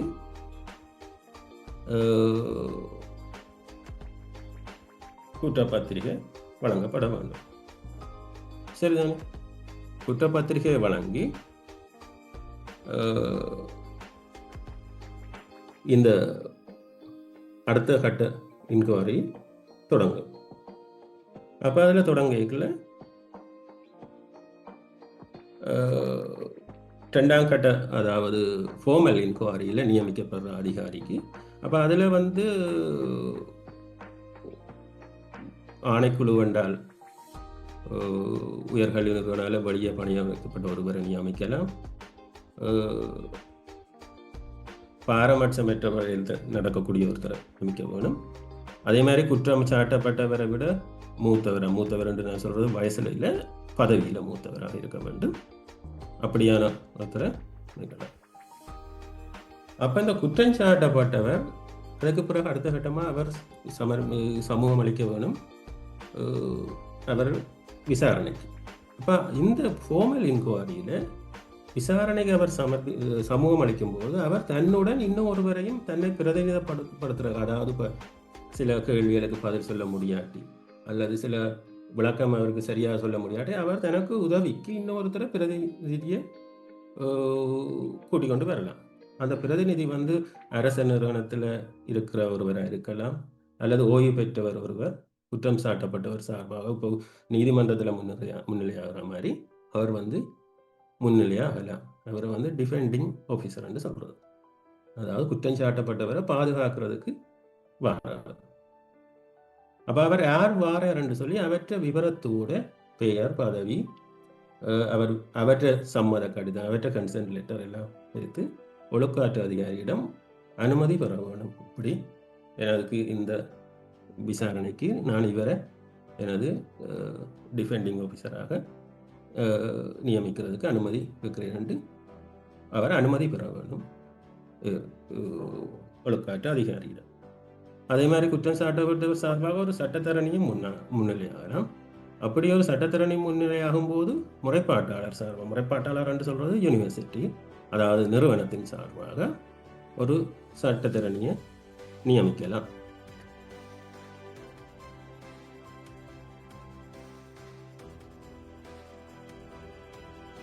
அதே நேரம் இப்படி இந்த இதில் முன்னிலையாளர்கள் இதுக்கு கட்டணம் வரவிட முடியாது.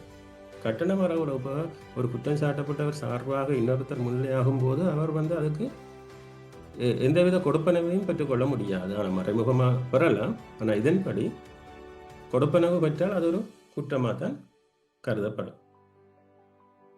அப்போ இந்த விசாரணை ஃபார்மல் இன்குவரி 3 மாதத்துக்குள்ள நடத்தி முடிக்க வேணும்.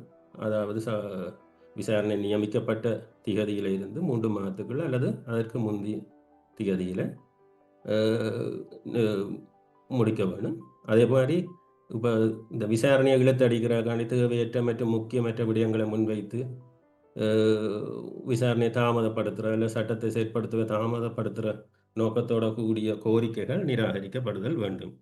இப்போ அந்த குற்றஞ்சாட்டப்பட்டவர் ஏதும் காரணம் சொல்லி விசாரணைக்கு வராமல் இருக்கிறது அப்படி இப்படி இழுத்து கொண்டு வர இதுகள் நிராகரிக்கப்பட வேண்டும். அதே மாதிரி இப்போ அந்த குற்றஞ்சாட்டப்பட்டவர் விசாரணைக்கு வராமல் விட்டால், தொடர்ந்து 2 தரம் வராமல் விட்டால், அவருக்கு எச்சரிக்கை செய்து பதிவு தபால் மூலம் தெரிவிக்கப்பட வேண்டும். விசாரணை ஒத்திவைக்கப்பட்டு அவர் குற்றஞ்சாட்டப்பட்டவர் இல்லாமலே எதிர்த்தரப்பிடம், அதாவது யூனிவர்சிட்டி தரப்பிடமே விசாரணை செய்து அதுக்கு ஒரு தீர்ப்பு வழங்க முடியும். அதாவது அவர் சமூகம் அளிக்காமல் எச்சரிக்கை விடுக்க வேணும். பதிவு தபால் மூலம் விடுத்து அவர் வராத நிலையிலையும் இந்த விசாரணையை தொடர்ந்து நடத்தலாம்.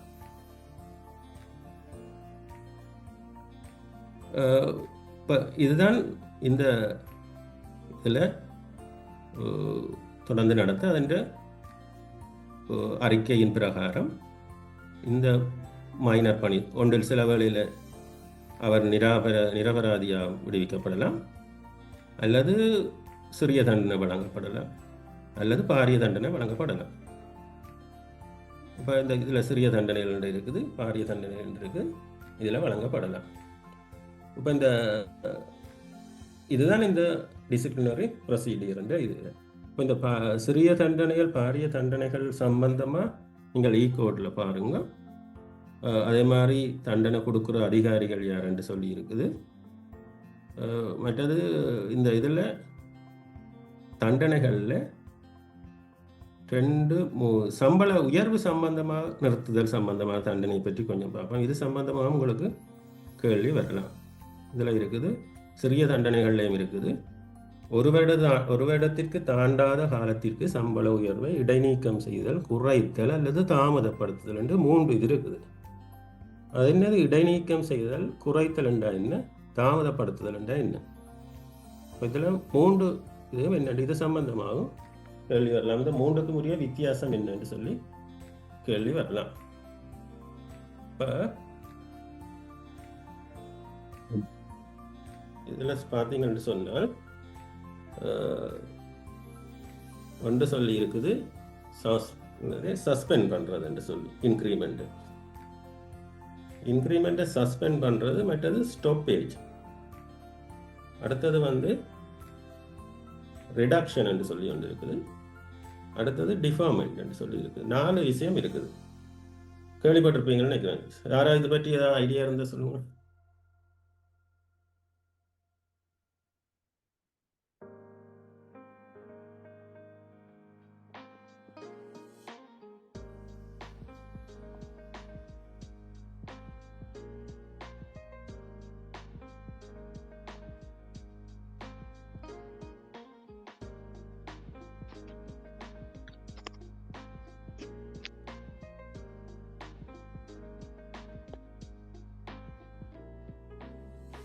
அது உங்களுக்கு சில வேளையில் போன பாஸ் பேப்பர் நான் பார்க்கும்போது அது சம்பந்தமாக கேள்வி கேட்டப்பட்டிருக்குது.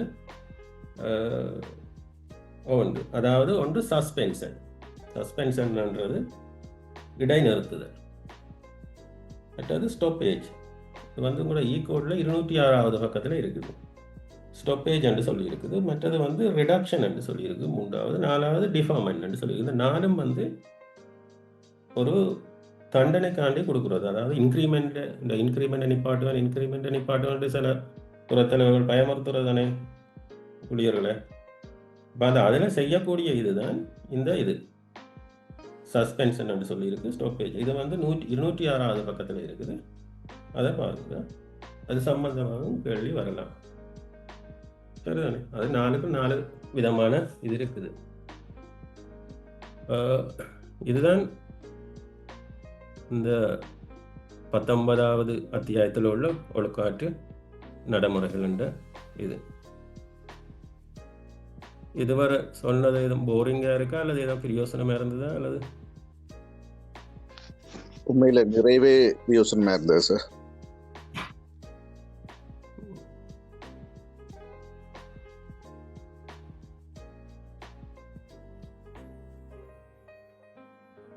ஆனால் சில இடங்கள்ல நாங்கள் சில கேள்வியில கேட்டு வேறு ட்ரக்ல இருந்து வெளியில போக பார்த்தினாங்க. ஆனால் எல்லாமே நீங்க அதை நிப்பாட்டி போட்டு அதுல ட்ரக்லயே போனீங்க. அது இன்றைக்கு உரிய தலைப்புகளையே பெரும்பாலும் கொண்டு போனீங்க. நல்லா இருந்தது சார். இப்போ இதுல இது சம்பந்தமான வந்த கேள்விகள் சிலது இருக்குது. நினைக்கிறேன் அந்த இது தெரியுதுன்னு நினைக்கிறேன். ஓ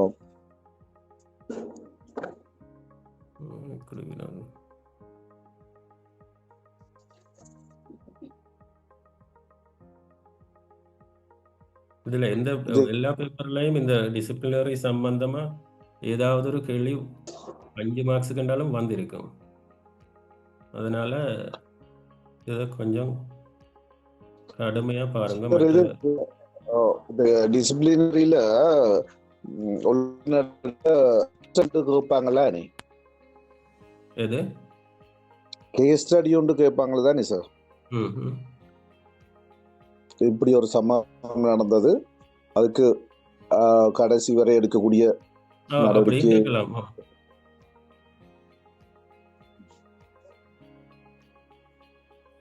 இந்த இருக்குதுல 5வது கேள்வி இருக்குது.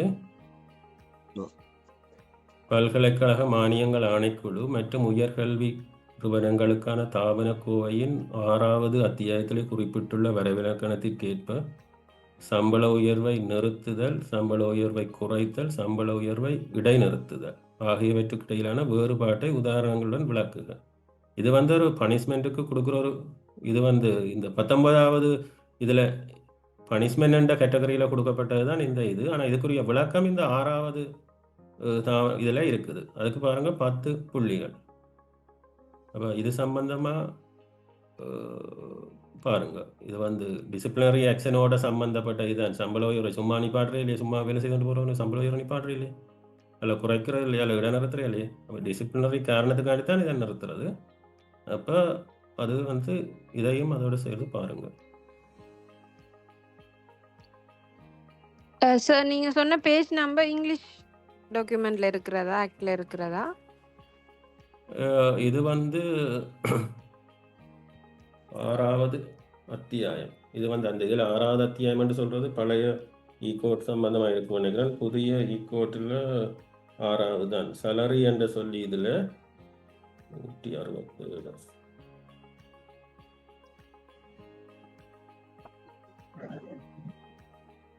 சலரி என்ற செக்ஷனுக்குள்ள இருக்குது.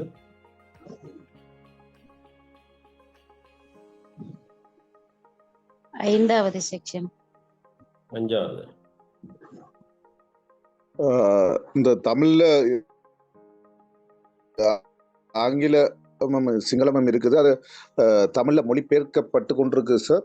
கூடிய விரைவில் கிடைக்கும் நினைக்கிறோம், பார்ப்போம். ஆனால் ஏஆர்ஐ இப்போ அது இப்போ சிங்கள மொழியிலும் இருக்கு, ஆங்கில மொழியிலும் இருக்கிறபடியா இப்போ சிங்கள மொழி மூலம் எழுதுறாக்களுக்கு கொஞ்சம் சுகம் பார்க்கறது. நீங்கள் ஆங்கிலத்தில் இருக்கிறத வாசித்து அதன் மூலம் தான் எழுதணும்.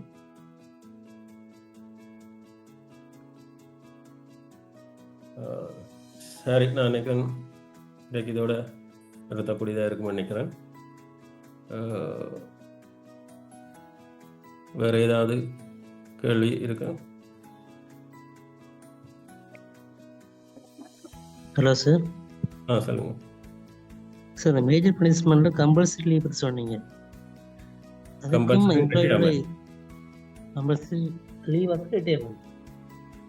கம்பல்சரி லீவ்னு சொல்லி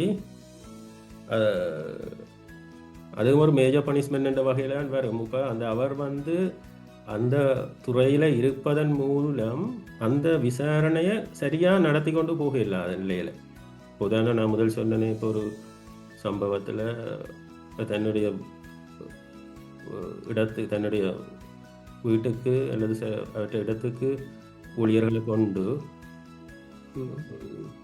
வேலை செய்தால் அது சம்பந்தமான இன்குவாரி போகும்போது அந்த பதவியில் அவர் இருக்கும்போது அது நியாயமான ரீதியில் நடைபெறாது. அப்படியான சந்தர்ப்பத்தில் தான் கம்பல்சரி லீவ், கட்டாய விடுமுறை, கட்டாய வழங்குறது. என்னது இப்போ major punishment highest punishment dismissal. Discipline authority வேணும்னா அந்த பனிஷ்மெண்ட்டை கம்பல்சரி லீவாக மாற்றலாம்னு படித்தேன் நான்.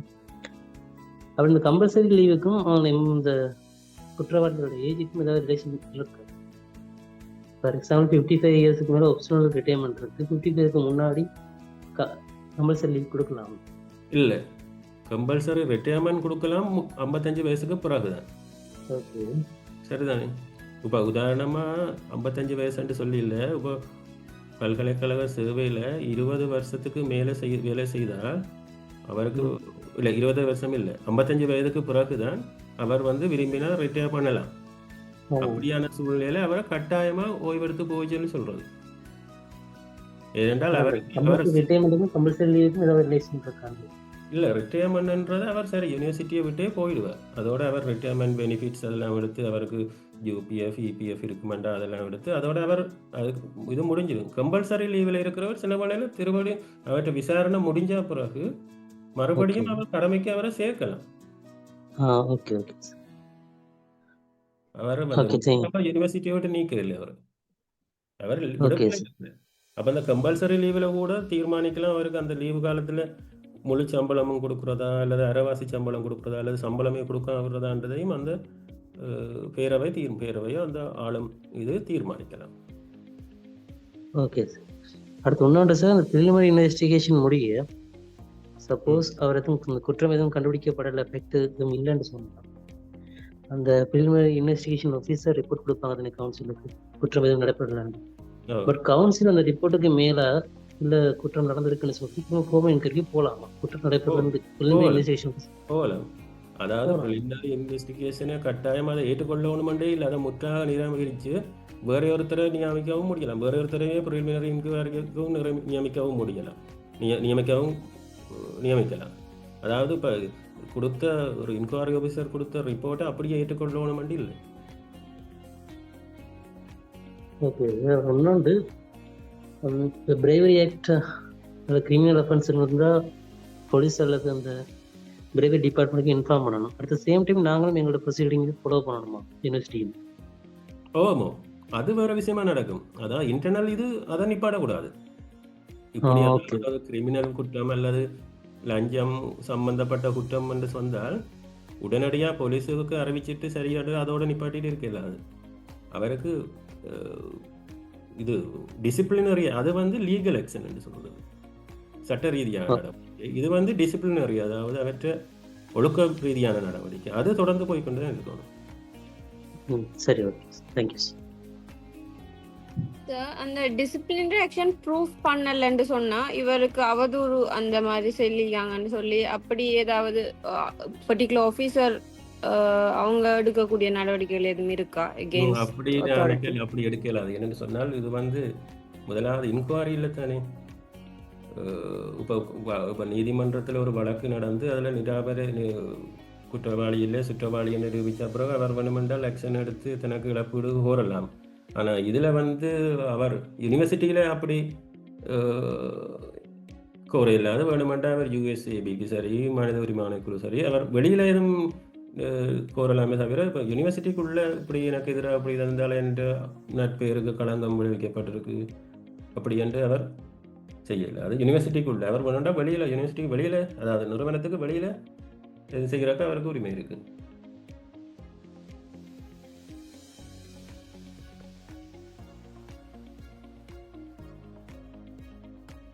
சரி, ஏன்னா அனைவருக்கும் நன்றி. இதோட நாங்கள் நிறைவு செய்து கொள்வோம். உங்களுக்கு மெத்த பெரிய உபகாரம் ஒரு செமினார் நடத்துறதுக்கும் எங்களோட எல்லார் சார்பிலையும் நன்றிகள். உண்மையிலேயே இப்படி ஒரு செமினார் இருக்கிறது இதுக்கு முதல்ல இருந்தது இல்லை. இதுக்கு முதல்ல இருந்திருந்தா எங்களோட சமூகத்திலையும் நிறைய இந்த போஸ்டுகளுக்கு வந்திருப்பாங்க. இது ஒரு பெரிய குறைபாடாக இருந்தது. தென்பகுதியில் நிறையவே நடந்தது. வடகிழக்கு பகுதியில் மொழிபெயர்த்தவர்களுக்கு வலு குறைவாக தான் நடந்தது. நன்றிகள். சார், இந்த நேரத்தில் நான் இன்னொன்று சொல்ல வேணும். இன்னும் ஒரு கரீம் சாரோட காய்ச்சி எத்தனை பேருக்கு நான் தெரியும் நினைக்கிறேன். கரீம் சாரோட காய்ச்சி அவரும் உங்களுக்கு ஒரு இப்படி ஒரு பயிற்சி வகுப்பு உண்டு, ஒரு கோச்சிங் டூ கிளாஸ்ன்னு சொல்லி அவர் இப்போ வந்து இலங்கையில் இல்லை, வேறு ஓம் ஒரு சார். வெளிநாட்டில் இருக்கிறார். ஊவா பல்கலைக்கழகத்தில் பதிவாளராக இருந்தவர், சபரகம பல்கலைக்கழகத்தில் பதிவாளராக இருந்தவர், அப்படிக்கான யூனிவர்சிட்டியில் வேலை செய்கிறார். இது சம்பந்தமாக நிறைய அறிவுடைய ஒரு சார். அவரும் இணங்கி இருக்கிறார் உங்களுக்கு ஒரு செஷன் ஒன்று செய்கிறதுக்கு. இது வரும் காலங்களில் அந்த டேட் போட்டு செய்யக்கூடியதாக இருக்கும். நன்றிகள். சரி, நன்றி. ஓகே, நன்றிகள் சார். நன்றிகள். நன்றி.